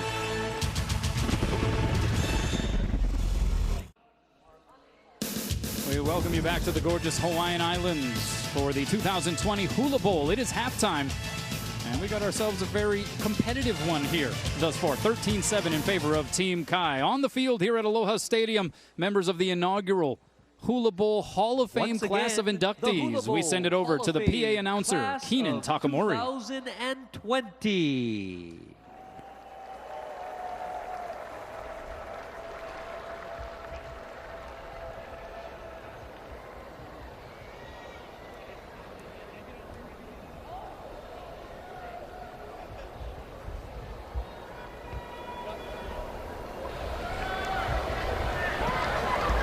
The Kamehameha School's Warrior Marching Band, along with 2 Hula Halau, Pua Ali'i Ilima, and Na Maka o Pu'uwai Aloha.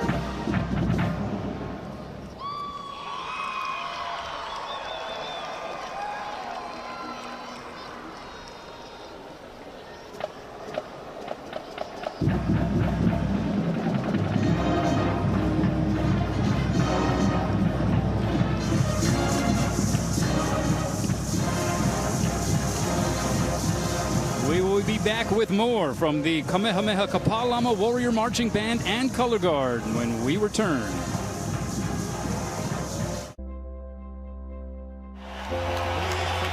Together for Kobe Bryant. Kobe Bryant, one of the greatest NBA players of all time, was killed Sunday along with his 13-year-old daughter Gianna in a helicopter crash in Calabasas, California. A 5-time NBA champion, Bryant spent his entire 20-year career with the Los Angeles Lakers after being drafted 13th overall in 1996 out of high school. Bryant was a 2-time Olympic gold medalist, the 2008 NBA MVP, and a 2-time NBA Finals MVP during his celebrated career.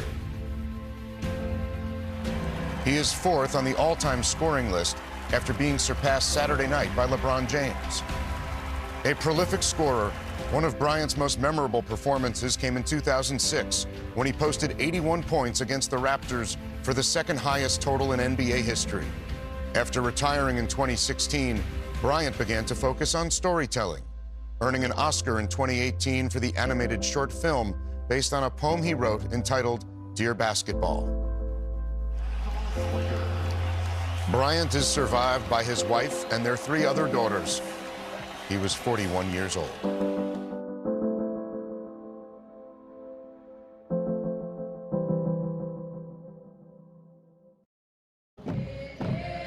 We welcome you back to Aloha Stadium halftime of the Newsweek Hula Bowl, and we return to the performance brought to you by the Kamehameha Kapalama Warrior Marching Band and friends.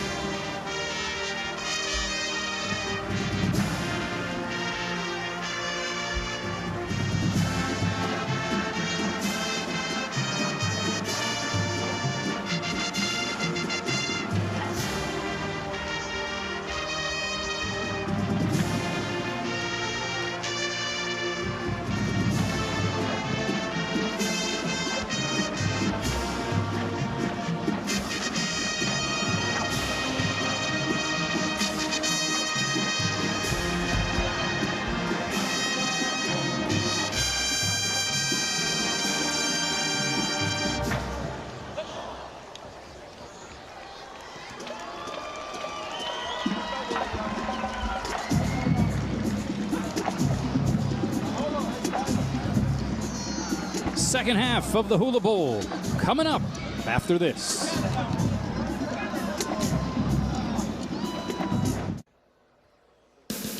We welcome you back to the island's second half of the 2020 Hula Bowl. Coming up in just a few moments here at Aloha Stadium. It is 13-7 Kai over Aina at the intermission. Let's send it down to Kainoa Carlson. Thanks, guys. I'm joined here now by Team Aina head coach Mike Smith. Coach, a big touchdown right before the half. How big was that heading into halftime? Oh, it was big for us. We needed to have something good happen for us because we've had a lot of bad things happen. We've got to take care of the football a little bit better, but that was a great 2-minute drive. The guys executed, and we got some momentum moving into the second half.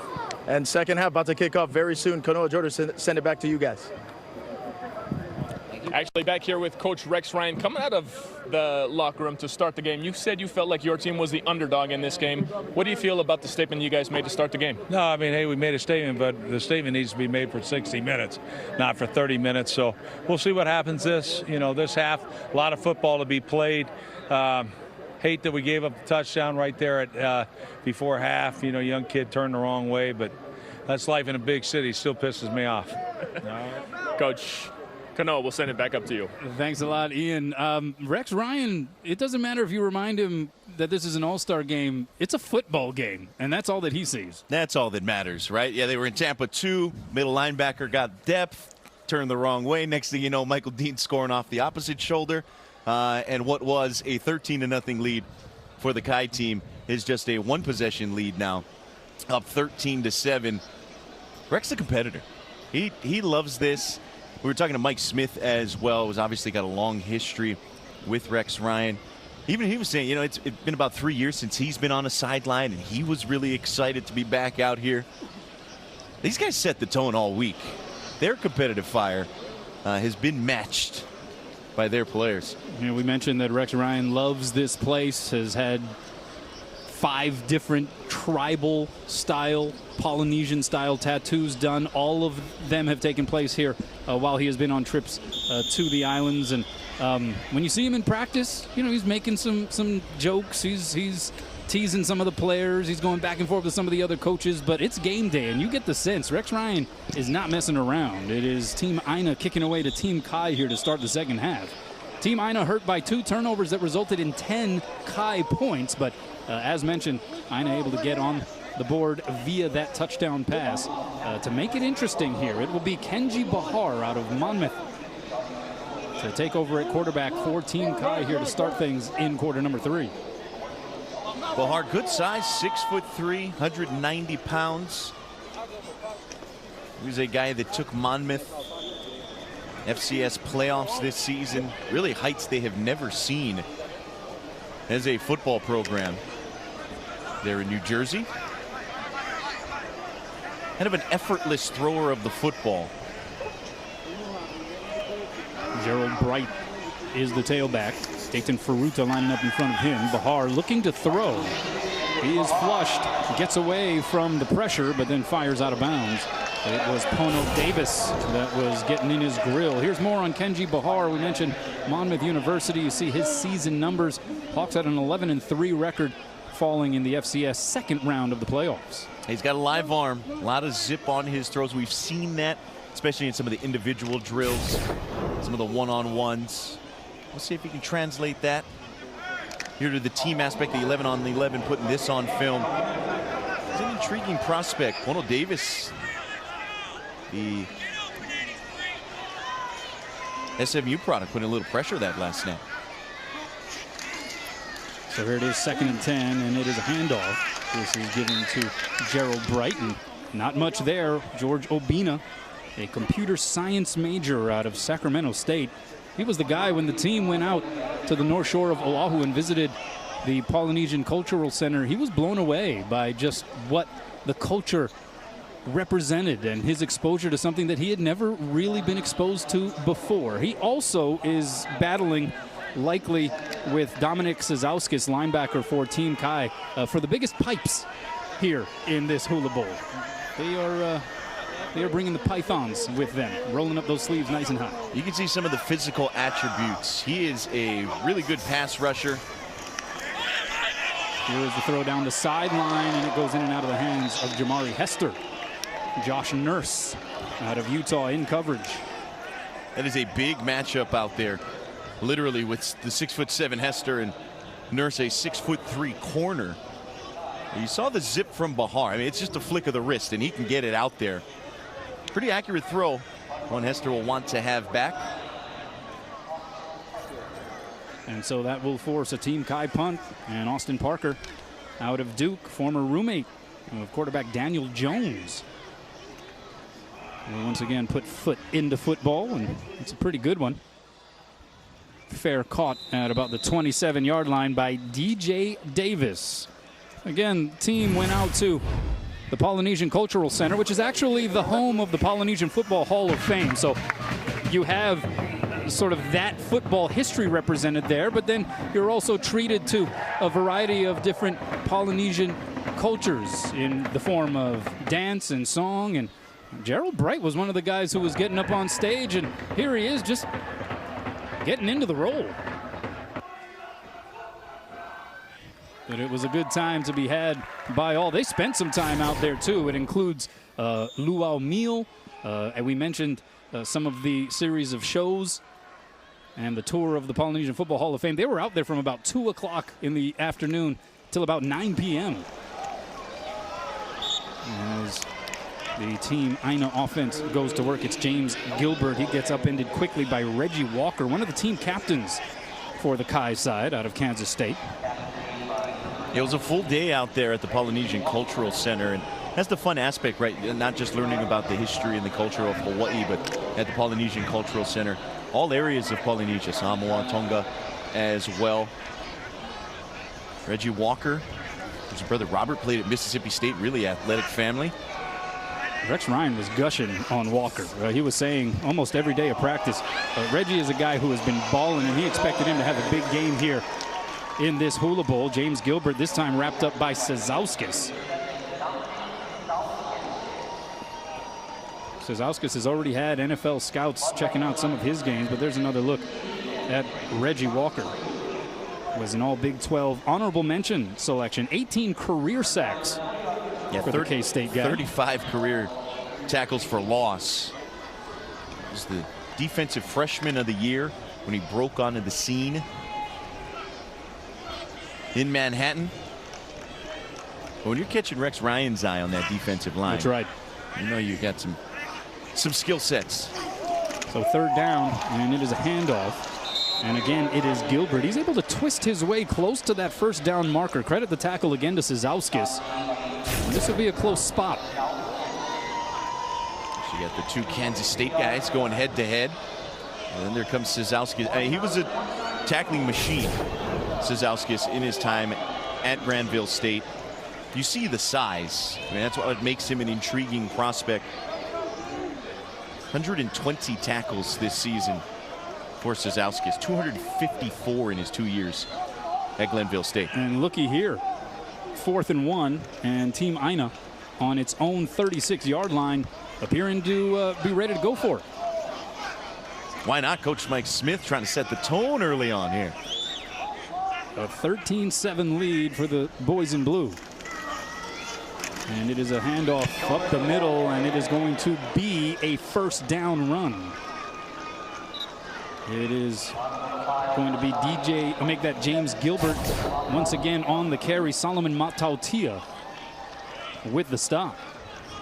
Yeah, you saw there pulling around from the left guard position, Adrian McGee helping lead the way.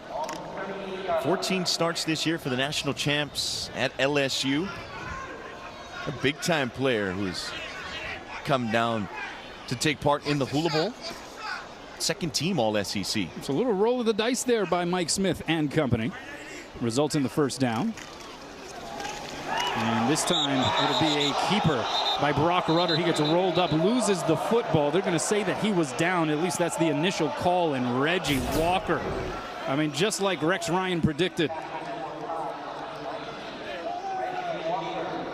Rudder getting a little overzealous, I think, as Walker was bearing down on that zone read.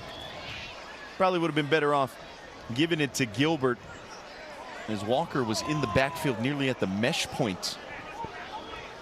Game wrecker All right, let's take a look at this replay. Now, the call was that Rudder's knee was down before the ball came loose. Was it, however? The only other thing could be forward progress. And I think we're going to get a review here. Yeah, we're going to get a challenge from the Kai sideline. I think somebody notified Rex Ryan, hey, look, I don't think the knee was down, and a little celebration dance from Reggie Walker. But according to this replay, it looks like that ball is out. Yeah, I think the only argument would be maybe a little bit of the courtesy. Hey, we're going to blow it early on the forward progress deal.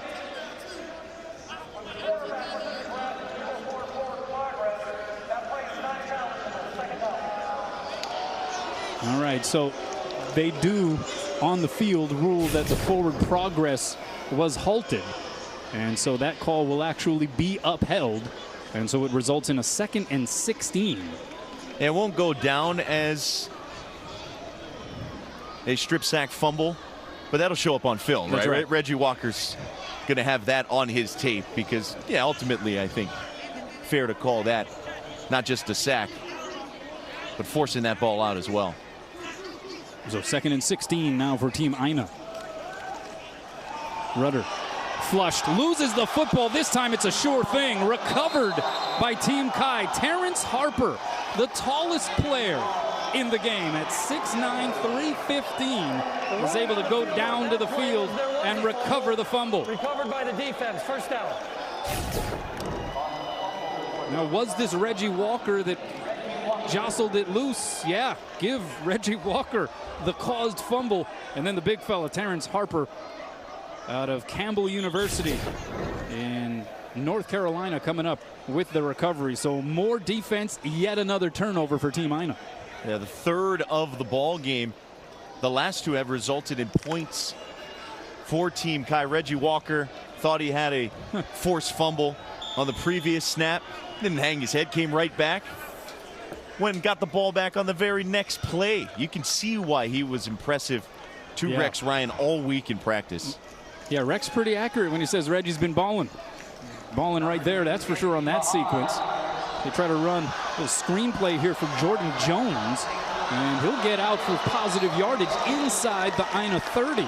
Jordan Jones, a tight end out of Prairie View A&M. Let's send it down to Kainoa Carlson. Kainoa, I'm over here on Team Aina sideline, joined now by a very special guest. He's the Detroit Lions middle linebacker, former Rainbow Warrior, Jelani Tavai. Jelani, first of all, welcome back to Aloha Stadium, a place where you made a lot of big plays. You know, when you were in college, the Hula Bowl wasn't around back then. What's it like to be out here and see this game return to Aloha Stadium? I think it's a great experience for all these guys. I'm not sure how many guys we have out here, I think 5, but it's a great opportunity for all of them to perform in front of all these scouts, coaches, and just to showcase their talents, to show that they can live it in the big leagues, you know. So it's awesome for each one of these guys. You know, the Hula Bowl, there's a lot of nostalgia, right? It was for a long time one of the premier postseason games. To see it back here, and just as you mentioned, you got some Warrior brothers out there with JoJo Ward, Jason Matthews, Sharsh. How happy were you to watch that season that just unfolded and to see them one more time playing in this game? Oh, it's awesome. It's been awesome watching them this whole season. Having a 10-game winning season, I wish I could do that. But first, I'm sure all the guys, everybody has been thinking like, man, it's a dream come true to play football in paradise, you know? So I'm glad they all get to experience that. And to all the guys I play ball with, I wish them all luck because, you know, the next level is, it's very limited to how many guys can make a team. So I know each one of them can do it. Just got to keep working. This is a proof, a product of hard work, talent, dedication. Thanks so much for joining us, Jelani Tavai. Jordan Kainoa, we'll send it back up to you. Thanks a lot, Kainoa. Jelani went from playing his college football in Honolulu to donning the Honolulu blue of the Detroit Lions. You see some of the other Rainbow Warriors in the mix. Now, these are all the players active in the game. Kaimana Padelo, a defensive end, is also a member of the Aina roster. Yeah, the Rainbow Warriors inactive tonight because of injury. Rainbow Warriors well represented following that 10-win season. So 1st and 10. It is a give to Gerald Bright. Bright is able to break through that line, and he is finally taken down inside the 10-yard line. Jalen Bates out of Colorado State and Jerry Elder out of Westchester University in Pennsylvania combining on the stop. Right, getting in and out of that cut very quickly. Nice vision by him, and then getting north. Let's send it down to Ian Shearing. All right, defensive end Reggie Walker. The first play of that drive, the quarterback ruled down by forward progress. No turnover, but you leave no doubt on that second sack. Walk me through what happened.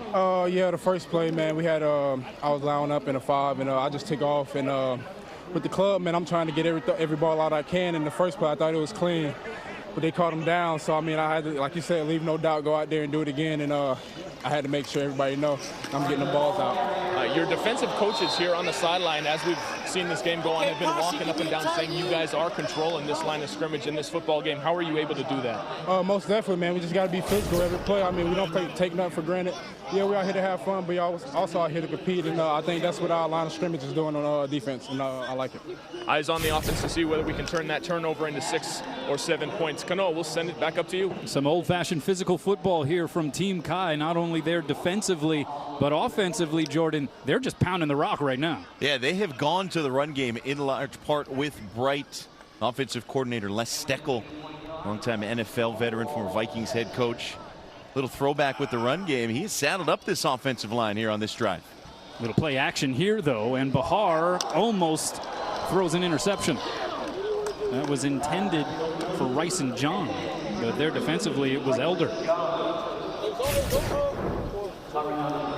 course, with the steady diet of the run game, you're going to mix in a little play action. Looks like that ball may have been tipped near the line of scrimmage, and so that's going to bring up 3rd and goal on the 7-yard line here for Team Kai, but running behind some of those big fellas up front, including center Jordan Johnson out of Central Florida. First charge timeout, Team Kai. And so a timeout here by Team Kai. They're thinking end zone here on this drive. What do they draw up? We'll find out.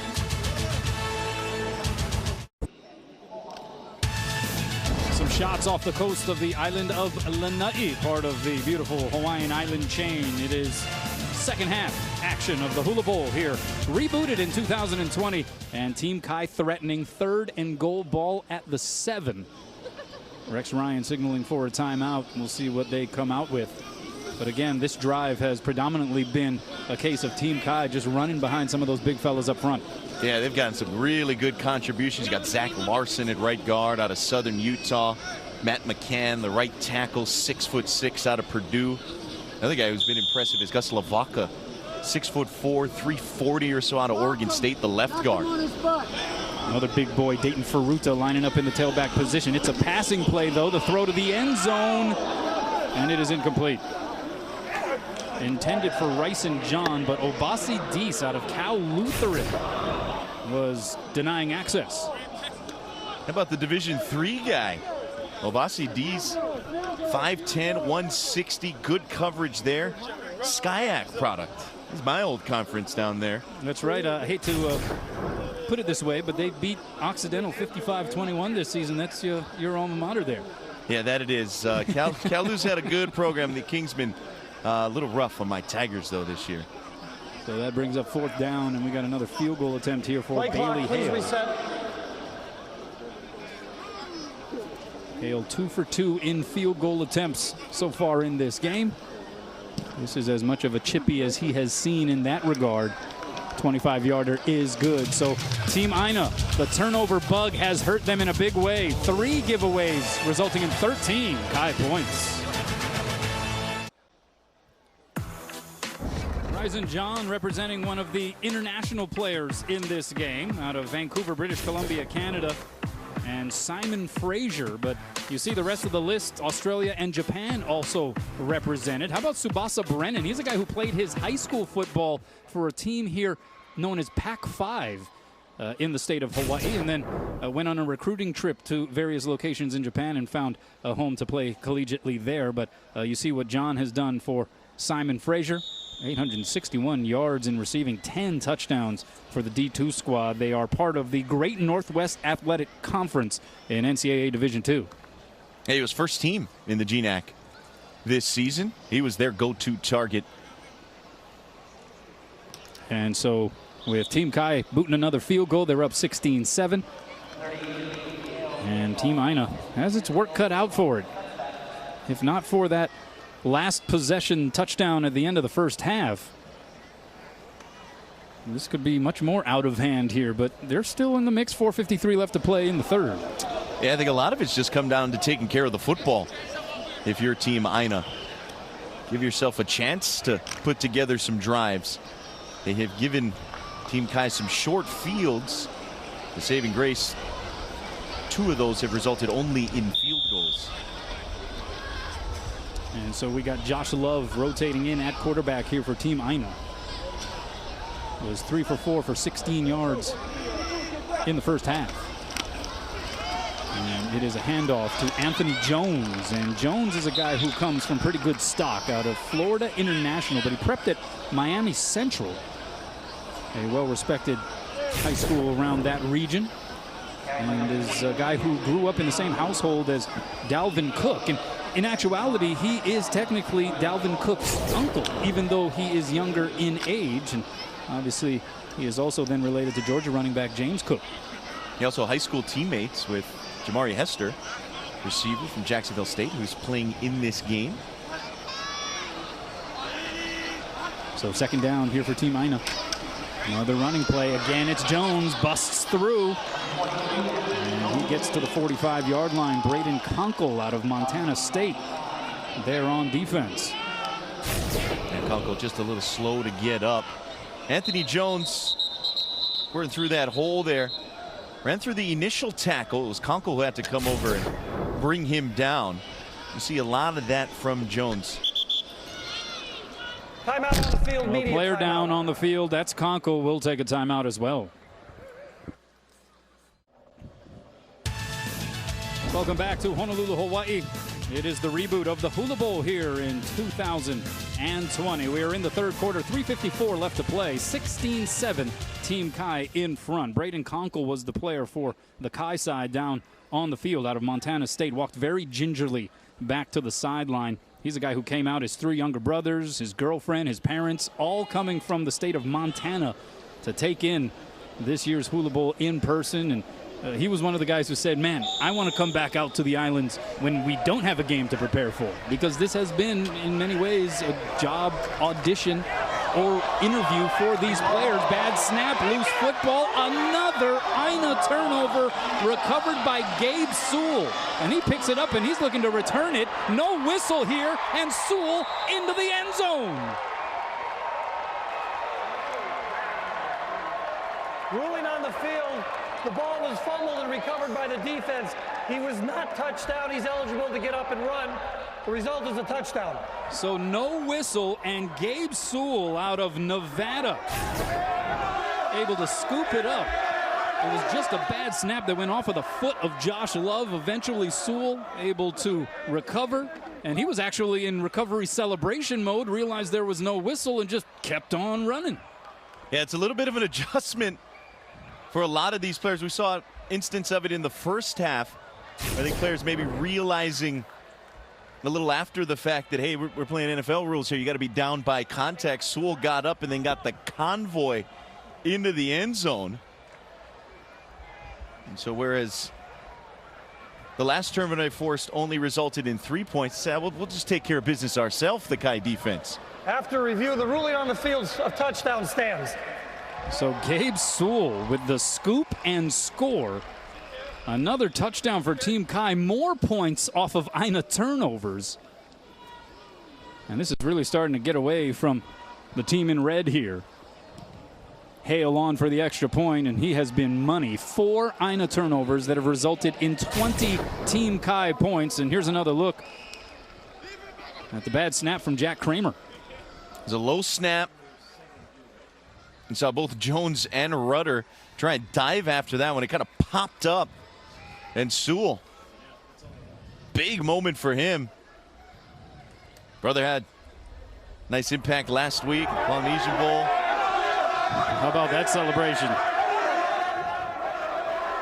Sewell, whose family is from American Samoa, eventually matriculated to the state of Utah, and that is a name that has been treated around that region as royalty in this gridiron game.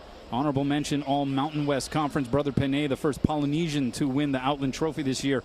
The tackle at Oregon. Brother Noah played in last week's Polynesian Bowl. He is a 5-star linebacker and running back headed to Oregon. Of course, he has another brother, Nephi, who is at Utah after transferring from Nevada. So the Sewells are all over the place, and they are thriving. There's no doubt about it. Hey, he's got some family ties to Isaac Sopoanga, who is actually the defensive line coach for Team Kai this week, former NFL defensive lineman. Go Ogura back there to retrieve the kickoff in the end zone.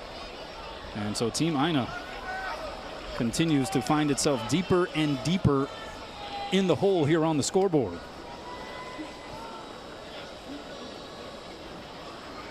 Gabe Sewell knows how to handle that football. We saw it on that fumble recovery touchdown, and here he is basically acting as though the football is a coconut, carving into it and drinking in some of the goodness.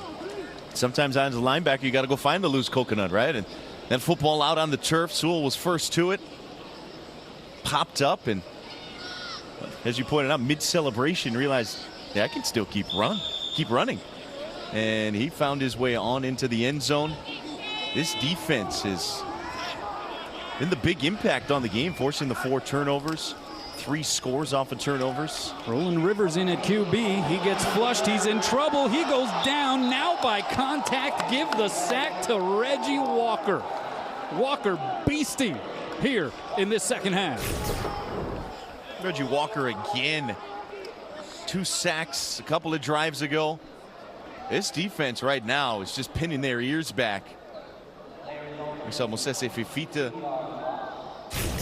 get a big tackle for loss earlier in the ball game. He was first to celebrate there with Reggie Walker. Had 140 career tackles. 6'2", 250. Line him up inside of that 5 technique. Line him out a little wider at that 7 tech. Oh boy, danger zone here. It's Ty Flanagan just efforting to get beyond the goal line there. Takorian Darden was all over him defensively. Darden, a 2-time All-Conference USA selection. Another one of those guys that began his career as a walk-on. Now remember, these are players who are, we talk about it being a job interview this week, a business trip. These are players who are not only aspiring to get on the radar as it pertains to the NFL draft and or the NFL list of free agency, but also in front of scouts this week from the CFL, the XFL. Heck, they even had a presentation from representatives of WWE. You never know when you're going to find the next Dwayne Johnson. Here is a give of the gut on 3rd and 32. And Braden Fehoko gobbles it up. Fehoko knows about this building. His dad, Vili, was known as Vili the Warrior, who was the primary host, entertainer, and mascot for the University of Hawaii football team. And Braden and his brothers were part of his drumming team. You see some of the photos. He has grown a little bit since then. We can definitely say that. And he returns now to his old stomping grounds as a national championship. As a national champion, just a remarkable story. After the championship realized at LSU, the punt goes out near midfield. Fehoko, who's also just been a wonderful guy to talk to. I mean, he has taken his time with all the media members. Obviously, this is a Hawaii guy come home. Everybody wants to get a piece of him, and he has made himself accessible and available on every level. Yeah, and he's really taken on the role of sort of liaison for a lot of these players, helping them get acquainted, showing them around a little bit. He's got a couple of teammates here as well. And Adrian McGee, you saw him talking it up with Badara Traore, another offensive tackle from LSU, who he was lined up opposite there on that last snap. Let's send it down to Ian Shearing for more. Ian. All right, standing by with Gabe Sewell. Not the first week in a row that a Sewell brother has made a play here at Aloha Stadium. Of course, the Polynesian Bowl was last week. Walk me through that fumble recovery and that touchdown. Oh, I'm used to college rules, so when I got it, I thought the play was over. And then Solomon was just go, go, go. So I just booked this cross. It's my first touchdown in a long time since high school. I'm just blessed to see all my brothers playing the Polynesian Bowl and the Hula Bowl coming back. It's just, it means a lot to the people more than anything. All the Polynesians everybody can do it. It doesn't matter if you come from a small island. It costs a rock, a few in numbers, but we pack a punch. Yeah, you packed a punch on that touchdown. Congratulations. Enjoy the rest of the Hula Bowl, and Kano will send it back up to you. Thanks a lot, Ian. Really cool to see for Gabe Sewell. And I guess give the assist to Solomon Matautia for yelling, "Hey, run!" Yeah, Solomon was the guy who remembered that they were playing by the NFL rules, right? DeAndre Francois back in at quarterback here for Team Kai, and they really have an opportunity to stomp on Team Aina a little bit more here. The give is to Jawan Washington, and he is veered out of bounds after it appears he gets first down yardage. And there is one former University of Hawaii linebacker being lauded by another former University of Hawaii linebacker, Jelani Tavai, now a member of the Detroit Lions. Ika Mokeke, also a safety from UH. They're talking to his former teammate. Yeah, and kind of going back to Ian's interview there with Gabe Sewell, you can kind of hear it as well, right? Yes, it's a job audition in a lot of ways. Yes, you're trying to impress maybe a future team that can take a chance on you at the professional level, regardless of league. That's the end of the third quarter. Well, that will lead us to the fourth quarter. And Team Kai with the distinct advantage to this point. 23-7 for the fellas in blue.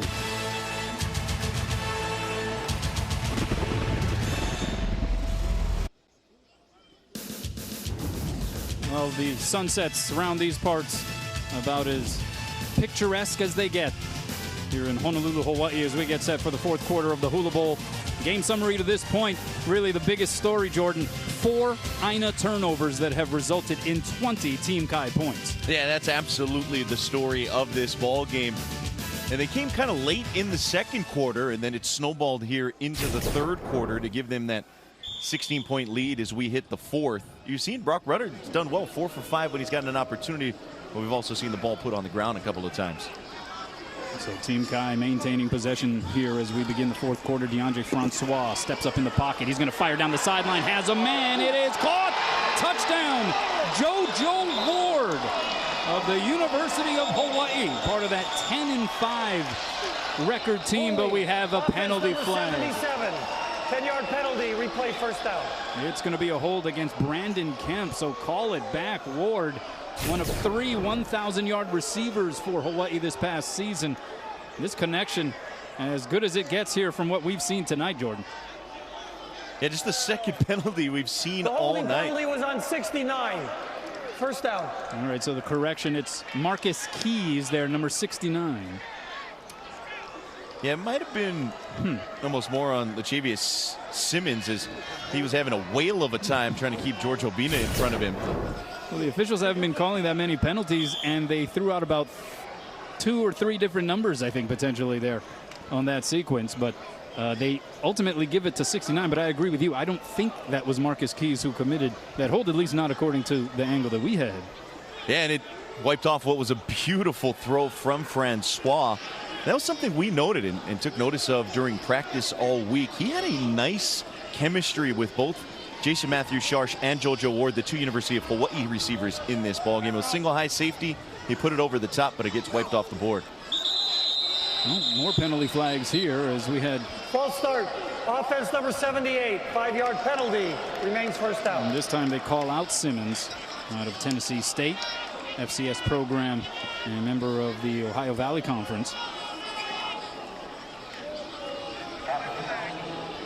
He's a guy who's been playing tackle. If he gets an opportunity at the next level, could maybe slide inside the guard. Was a first-team all-conference selection, but right now Team Kai moving backwards. They have a 1st and 25 scenario.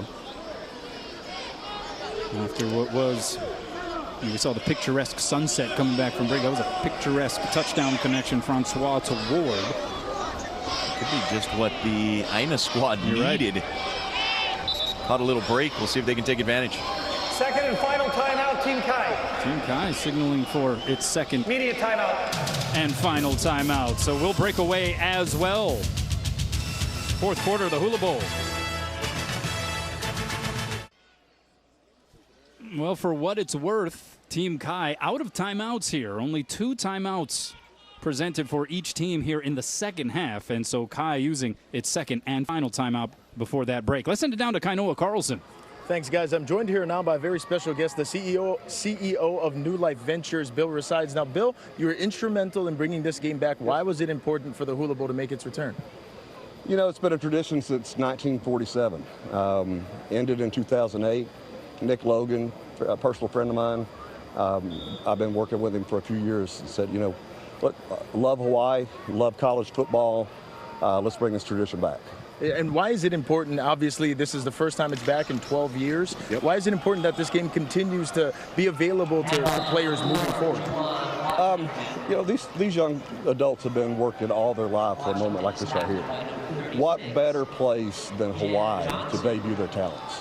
You know, as CEO of a health and wellness company, you know, our mission is redefining health and wellness. These guys are getting beat up all their lives. You know, we are launching a product, Avison device, that we're going to be going global with this year. And it was important for us to participate this year, you know, 2020, with Nick Logan bringing this back. So we're excited about the game. We're excited about Hawaii.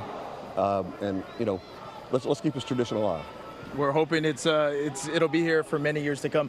Kainoa, Jordan, we'll send it back up to you guys. Thanks a lot, Kainoa. Yeah, the Hula Bowl, first organized in 1946. The first game was held in 1947, and it started as an all-star game that featured college players from the mainland against local high school football players. And as you can imagine, it was fairly lopsided in some of the initial years. In 1960, they switched it to an all-college, all-star format. It was held at Old Honolulu Stadium until Aloha Stadium opened in 1975. It was held here for many years. In 1998, it moved to the island of Maui and War Memorial Stadium, and then moved back to Aloha Stadium for a couple more seasons until in 2008. That was the final Hula Bowl played until its resurrection here in 2020. Yeah, it's so great to have it back. I think a lot of people around the state were excited when they heard the news. Obviously, it has been an integral part and really associated with college football for, you know, over half a century. And to have it go away for a time wasn't great, but to have it back, I think bringing back a lot of those old memories of folks coming out at whatever venue it was in a particular year and seeing some of these great collegians. Here's Francois on 3rd and long here for Team Kai. Has an opening, can run if he wants to. Now he will, and is pulled down out of bounds by Michael Scott in Aina territory, but it will be well short of a first down. And obviously, every era of the Hula Bowl, every stage, it's sort of transformed and reinvented itself. And this is another reinvention, right? These aren't players who have the luxury of having been high on the prospect lists and the draft boards for teams throughout their careers. These are players who are still trying to earn that distinction. And you felt it. The climate at practice was one of high competition. These players were putting forth effort. This was not a vacation week for the participants here in this edition of the Hula Bowl. Guys were getting after it in practice and really competing, especially on some of the individual drills where they maybe went a little more contact and got a chance to showcase. And these guys are trying to prove themselves. It's kind of interesting. You look at some of the mock drafts out there, some of the higher rated prospects in this game. Austin Parker, the punter out of Duke, and the long snapper for the Aina team, Rex Sunahara out of West Virginia. Well, tomorrow night at 7 Eastern, college basketball action continues as we have a Patriot League showcase between Lehigh and American only on CBS Sports Network. And obviously, the sports world, not only the sport of basketball, but the entire sports world, and really it transcends just those who are fans of sports, but everyone mourning the news today that came of the passing of NBA legend Kobe Bryant aboard a helicopter crash just outside of Los Angeles. His daughter Gianna also among the victims, and so our hearts, thoughts, prayers go out to all of them and all those who were affected, and many of the players here who are donning numbers and inscriptions where they honor Kobe Bryant and his memory. It just goes to show, right? I mean, he wasn't just a basketball player. This is a guy who was so highly regarded. You see it in the reaction of national and international shock at what transpired here today. Yeah, he was a rare individual that transcended. You're talking internationally, you're talking beyond just the realm of sports. He's one of those guys. He was a one-name entity. He was Kobe, and touched a lot of people in a lot of different aspects of life, and I think you saw that today in the outpouring of love and support. So Team Aina controls. This is a pass down the sideline. Had possibilities. It will actually be intercepted, but out of bounds, as Amir Dorsey was the intended target, and Marquise Bridges hauls it in. Defense number 52, 15-yard penalty, automatic first down. And that was Lakeem Williams out of Syracuse, who came in and laid a boom on Ryan Willis, called for roughing the passer. Check it out. Now Williams up high, and that'll draw a flag anytime, regardless of all-star game. We were just talking about how competitive the environment was at practice, and that's an indication right there of it. I mean, that was no holds barred there by Lakeem Williams. Started all 12 games in 2019. Was third in the ACC with 110 tackles. But the penalty is drawn. 1st and 10 now for Team Aina. Not only have they been losing the turnover battle, but Aina's been losing significantly in the field position battle. And here they are deep in their own territory once again. Willis tosses it over the middle to Flanagan. Flanagan with some blockers in front of him. He gets out to the 40-yard line before he's finally taken down by Lakeem Williams. Willis back in there at quarterback out of Virginia Tech. Chance to maybe throw the football a bit down the 2 scores, 2 possessions, if you will, down 16. A nice way to jumpstart the offense. A little quick screen out to the left for Ty Flanagan. This guy who didn't catch a lot of passes in his time at Idaho State. Was a workhorse on the ground, 24 touchdowns in his career. Yeah, the 24 rushing touchdowns, 4th most in Idaho State history. Willis, short drop, fires to the near side, and that one broken up by Khalil Dorsey out of northern Arizona, intended for Amir Dorsey. So Ryan Willis, the quarterback, took the shot a few moments ago out of Virginia Tech. Started 11 games at Kansas from 2015 to 2016. Had a big 2018 at VTech. Injury cut short his opportunity for more starts here in 2019. Yeah, he's the guy who played the game very aggressively, and I think trying to show here in the pre-draft process that he can play it consistently and take advantage of a lot of physical talents. And this is a give to Flanagan. Flanagan putting in some work here. Adam Rodriguez out of Weber State finally there to take him down. Ryan Willis getting back to him, the quarterback for Team Aina. His dad, Steve, was a kicker at Kansas State. Actually great friends with the guy who was in the house, Nick Lowry, a 3-time Pro Bowl kicker with the Kansas City Chiefs. He was wearing the Chiefs gear. He knows that the Chiefs are in a big game here a week from now. But Nick Lowry, it was really fun to sort of have him around practice, and told a lot of really wonderful Pro Bowl stories. Of course, the Pro Bowl was hosted here at Aloha Stadium for over 30 years. And actually played on a few Pro Bowl teams with now Hula Bowl Hall of Famer Anthony Miller. It's fun to see those two catch up. 3rd down. Willis fires to the flats, incomplete. Too low for Flanagan. So that's going to bring up 4th down. And if you're Team Aina, under 10 minutes to play, you're pretty much forced to go for it here, right? Yeah, we saw them from even further in their own territory in the 3rd quarter go for it on 4th and 1. This one a little lengthier. It looks like a true 2 yards that they're going to have to pick up, but down 16, why not?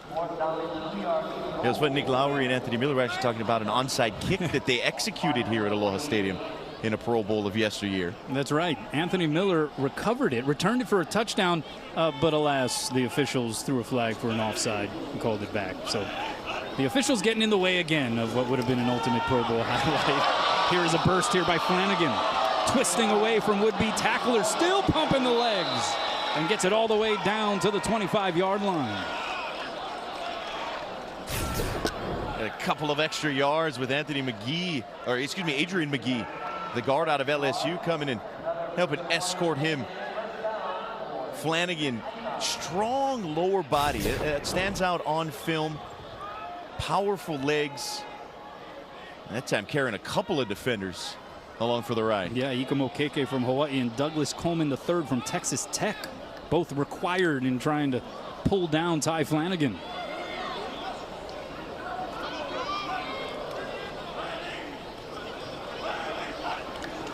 Low snap here. The late handoff there to DJ Davis. And so he's fortunate just to maintain possession of the football and gets back to the line of scrimmage. Yeah, we've seen Aina turn it over once already on a low snap. Ty Flanagan, 5 rushes, 36 yards now here for Team Aina. As Gilbert's going to come in, third running back we have seen on this drive alone. Also coming back in, you got Michael Dean, the touchdown recipient, heading in this direction late in the first half. 8.5 minutes to play. Willis will be chased and then just dumps it down into the field, is hit after the fact. Number 33 for the offense was the receiver in the area. That's an incomplete pass. So no intentional ground here. And as you take another look, Misiona Iolupoteape out of Washington State, a defensive tackle born in Wellington, New Zealand. Had a career-high 7 tackles against Air Force in the Cheez-It Bowl, nicknamed the Missile by former Colorado coach Dan Hawkins, who saw him play in the Down Under Bowl a few years back. But Iolupoteape making things uncomfortable for Ryan Willis there. That he was. It was on a screen. This is a completion to Anthony Jones out of the backfield. Little stiff arm there. And he's rolled up in the red zone. And on that previous play was Mosese Fifita, who took away Gilbert, the would-be recipient of that screen play, and Willis ended up paying the price. But this time Willis, confident throw. Again, linking up with a running back. Jones, a guy who's battled injury at different points throughout his career. But that win for FIU at the end of the season when they beat Miami. Yeah, that was big. FIU Twitter account called his touchdown run that sealed the game in the win over the Hurricanes the biggest run in FIU history. Of course, right down the road is Florida International. He's been through some stuff. He was the victim of a random drive-by shooting in 2018. And in many ways, it's miraculous that he survived, and it's miraculous that he continues to play this game of football at a high level. Another botched snap there, and Willis has to give himself up. Yeah, it's been a bugaboo for Aina in this ball game. Just trying to get that center quarterback exchange squared away. There is going to be, at the conclusion of this game, an MVP named for each team. The question is, are they both going to be on the defensive side? The way this thing has gone, certainly that has defined the evening so far for Team Kai. Yeah, we've had some standouts in this ball game. We talked about Reggie Walker, Nico Lalos, a couple of sacks for Team Aina. Timeout. First charge, Team Aina. Team Aina will call a timeout. They'll have one remaining. 6:36 left to play in the Hula Bowl.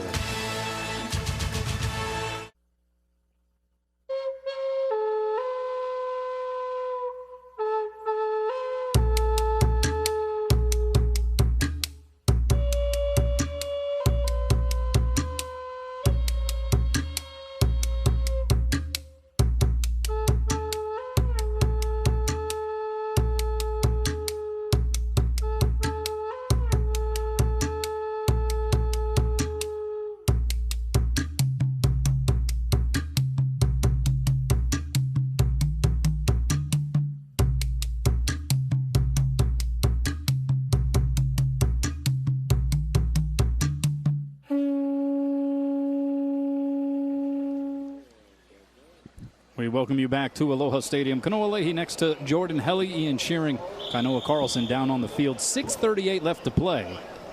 The fellas in blue have been dominating this one, particularly on the defensive side. They have forced 4 Team Aina turnovers, resulting in 20 Team Kai points, and almost closed the door on Ryan Willis there. He's able to scramble back to the line of scrimmage. Adam Rodriguez takes him down there. And that's going to bring up 3rd and 13 here for the team in red. His defensive line for Team Kai maybe been the most impressive position group on either side of the football for both of these teams. Reggie Walker, Braden Fehoko, Mosese Fifita at defensive tackle. Aiola Potea Pei has been really good in this ball game. Terrence Harper has covered up a fumble. Adam Rodriguez, a couple of tackles for loss. So big 3rd down here. And if Aina has any hopes trying to make this interesting, but that's not very interesting if you're Ryan Willis. Mosese Fifita just gobbles him up again. You just talked about him, Jordan, making another play. This is a guy who's a really good pass rusher inside. You see him use his hands, extended, able to make the inside move. At 330 pounds, his sack numbers really jump out at you. And again, this is a game where you can't blitz. These guys are doing it all up front. There's not a whole lot of games. There's not a whole lot of stunts being done up there.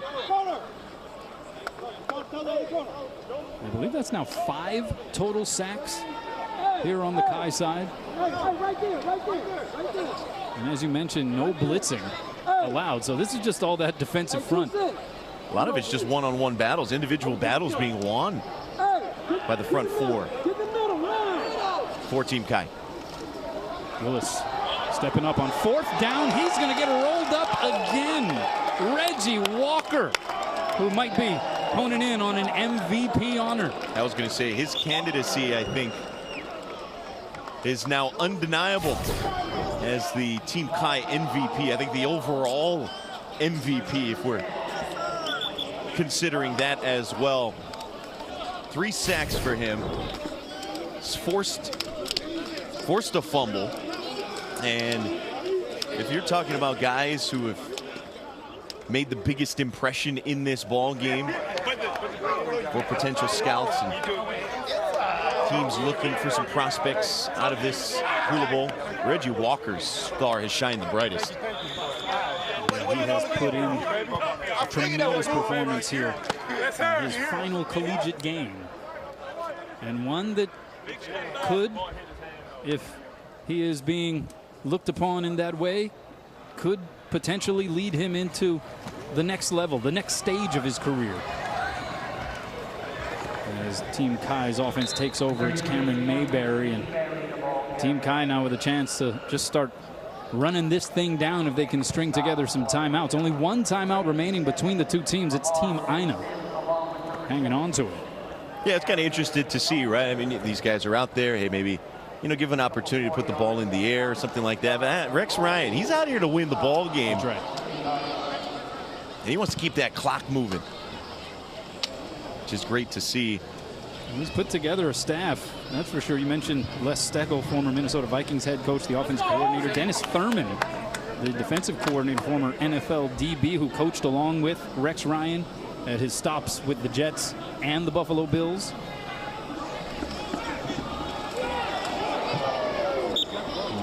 And there is a defensive play there. Nico Lalos coming up and taking down Quentin Dormady, and that may seal the deal.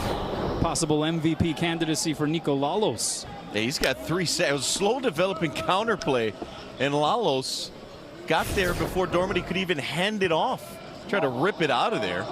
Dormady somehow held on to the football. The guy out of Dartmouth. Yeah, Lalos, along with defensive tackle Chris Williams, number 78 for Team Aina out of Wagner.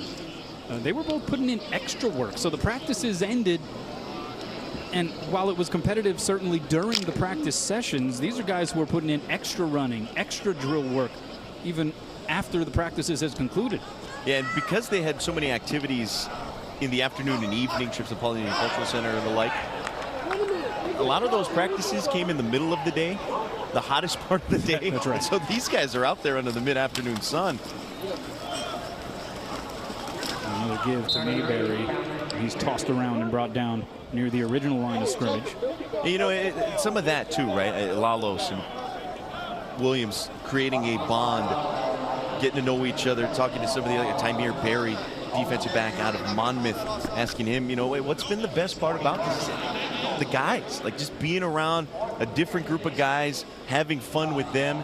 And something we were talking about a little bit earlier. Yes, it's an opportunity for these guys to audition for a potential job, but at the end of the day, it's also one last collegiate football game. And these guys just have such a blast being out here competing, getting a chance to put on the helmet and shoulder pads one more time. We heard it in the interview with Sewell. These guys, they're football players, and one last opportunity. Who knows what the future holds, but they get this game at the very least. Well, and a first-time opportunity for so many of them.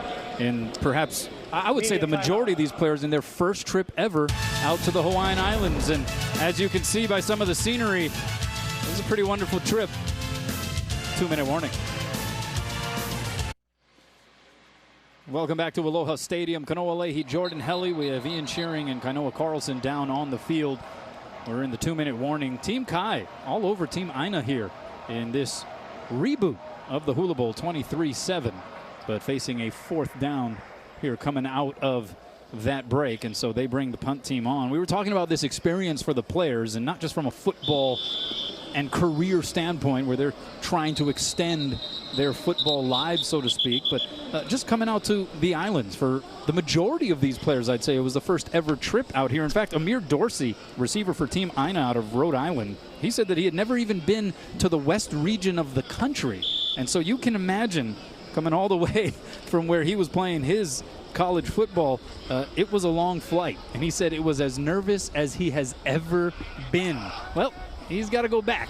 I'm not sure if he has given that too much thought just yet. He's already done the trip out. See? Old hat. Old hat now, huh? DJ Davis calling in the punt. Obviously a homecoming for many other players. We've talked about Braden Fehoko. You mentioned Rex Sunahara, the long snapper for Team Aina out of West Virginia. His dad, Reed, a Hilo native on the Big Island of Hawaii, and considered one of the best all-around athletes to ever come out of the 50th state. He is now the women's volleyball head coach at West Virginia. And so a chance for Rex to come back home. He says they've made it an annual trip to visit family. So that was, speaking of old hat, a pretty familiar experience for him as that pass falls incomplete. Yeah, he said a lot of his family made the trip over a couple days ago, came over from the Big Island. His parents coming back home as well to come watch Rex. And, you know, we're not talking a ton about long snappers in this ball game, especially with no rush on the special team snaps and no return, so he's not going down and covering. But he is a guy, you look at some of the draft pundits out there, that is pretty highly rated at the long snapper position. Basically consensus top 3. Probably going to get a look at the next level. Yeah, maybe perhaps not drafted, not a ton of long snappers get picked as Brock Rudder runs out of room and just tosses it out of bounds. But a guy who you would imagine is going to be brought into a camp somewhere. And man, if you can make it into the league as a long snapper, you have the potential to play for a very long time. Hey, he's a guy with great size, right? 6'6", 245. Maybe a chance to go make a career out of it. I'd also like to see the intramural basketball team with he and his punter, Blake Mamone, 6'6", 230 out of Oregon. Yeah, no kidding. Not 2-on-2. We get 2-on-2 going or something in one of these outdoor courts. Not your run-of-the-mill punting battery here. Rushes on. Rudder. Oh, the feet sort of got stuck in the turf. And Nasir Player, 6'5", 240-pound DN from East Tennessee State, able to cover him up. Yeah, it was very productive for the Buccaneers. Closing in, and you saw Rudder lose his footing there. So basically everybody, all 10 of the defensive linemen that suited up here today for Team Kai, I think we've called their name in the backfield at least once. Cameron Klein's another one of those guys. We saw him make a play in the first half out of South Dakota. That is now, the official count is now 6 sacks by this Team Kai defense.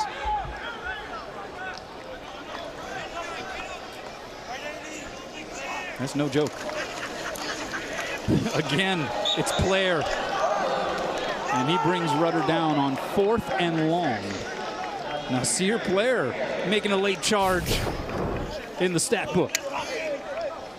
Yeah, I think he wants to make sure the MVP ballots haven't been counted yet. 2 sacks on back-to-back plays. That's about as appropriate an ending, I think, as we could have for this game. Is one of those guys on the Kai defensive line getting in the backfield. Rex Ryan gets the shower. That's right. He got the dousing from the water jug. And usually if you're playing January football, you get a Gatorade shower or ice bath. It's a little cold out. It's the perfect place to get. This is the place to get the shower in January. And they got him very well. I mean, that was a thorough dumping of the liquid there on Rex Ryan. Nice and refreshing for Rex. And he was out to win this game. That's right. He has now the bragging rights. Is shortly going to be able to proclaim victory in this rubber match between himself and Mike Smith. As we mentioned, a guy who has hung his hat on defense his entire career. It's in his blood. It's in the genes. His defense got after it tonight. An impressive group up front, particularly Reggie Walker. He called it, yeah. I mean, he was talking about Reggie Walker and some of these other individuals and thought, hey, look, our defense has the ability to wreak some havoc. And, of course, the narrative from Rex's point of view to his team preceding an all-star football game was everybody thinks you're going to lose. So let's go out there and prove them wrong. And it seemed as though Team Kai came out with a little bit of a chip on their shoulder for what it's worth. And in this setting, in this competitive atmosphere for these players who are hoping to achieve their next level gridiron dreams, it results in a victory for Team Kai. 23-7 as the final seconds will tick off the clock. The two head coaches, former coaching mates, Super Bowl winning season with the Baltimore Ravens, good friends going back years, embracing one another and talking story. And yep, Rex Ryan, you imagine maybe already starting to boast just a little bit. Team Kai, the victory. We'll have the MVPs when we come back. Welcome back. Final score, Team Kai 23, Team Aina 7 in this reboot of the Hula Bowl. For the presentation of tonight's MVPs, we send it down to Executive Director Rich Miano. Aloha. I'm with the 2 MVPs of the 74th Annual Hula Bowl. From Dartmouth, Nico Lelos. Big hand for Nico. I just want to thank all my teammates. You guys are a great group of guys. I had a blast this week. And the coaches, you guys are great. Taught me a lot, so I appreciate all you guys. Thank you. 4 sacks. Just a terror coming from that defensive line position on the Kai team. The winning team. Reggie Walker. Reggie, say a few words. Oh, man, I'm really blessed to be here and I really enjoy myself. And I love all my teammates, all these guys, man. I had a great weekend, and man, it's just a blessing, you know. It's really, you enjoy your life, and I'm really glad to be here. How often in life do you have 2 defensive ends, both the same numbers, both had big-time sacks, tackles for losses? A big hand for both defensive ends, Nico and Reggie. Aloha. All right, well, Rich Miano, a defensive player in his playing days. You know he loves giving the MVP to a couple of defensive ends, both wearing number 90.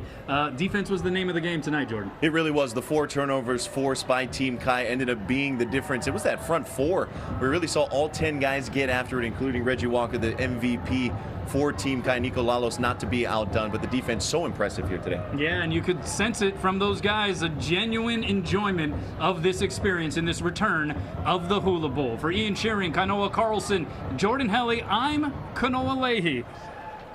And for our entire crew, this has been a presentation of CBS Sports Network, the 24-hour home of CBS Sports.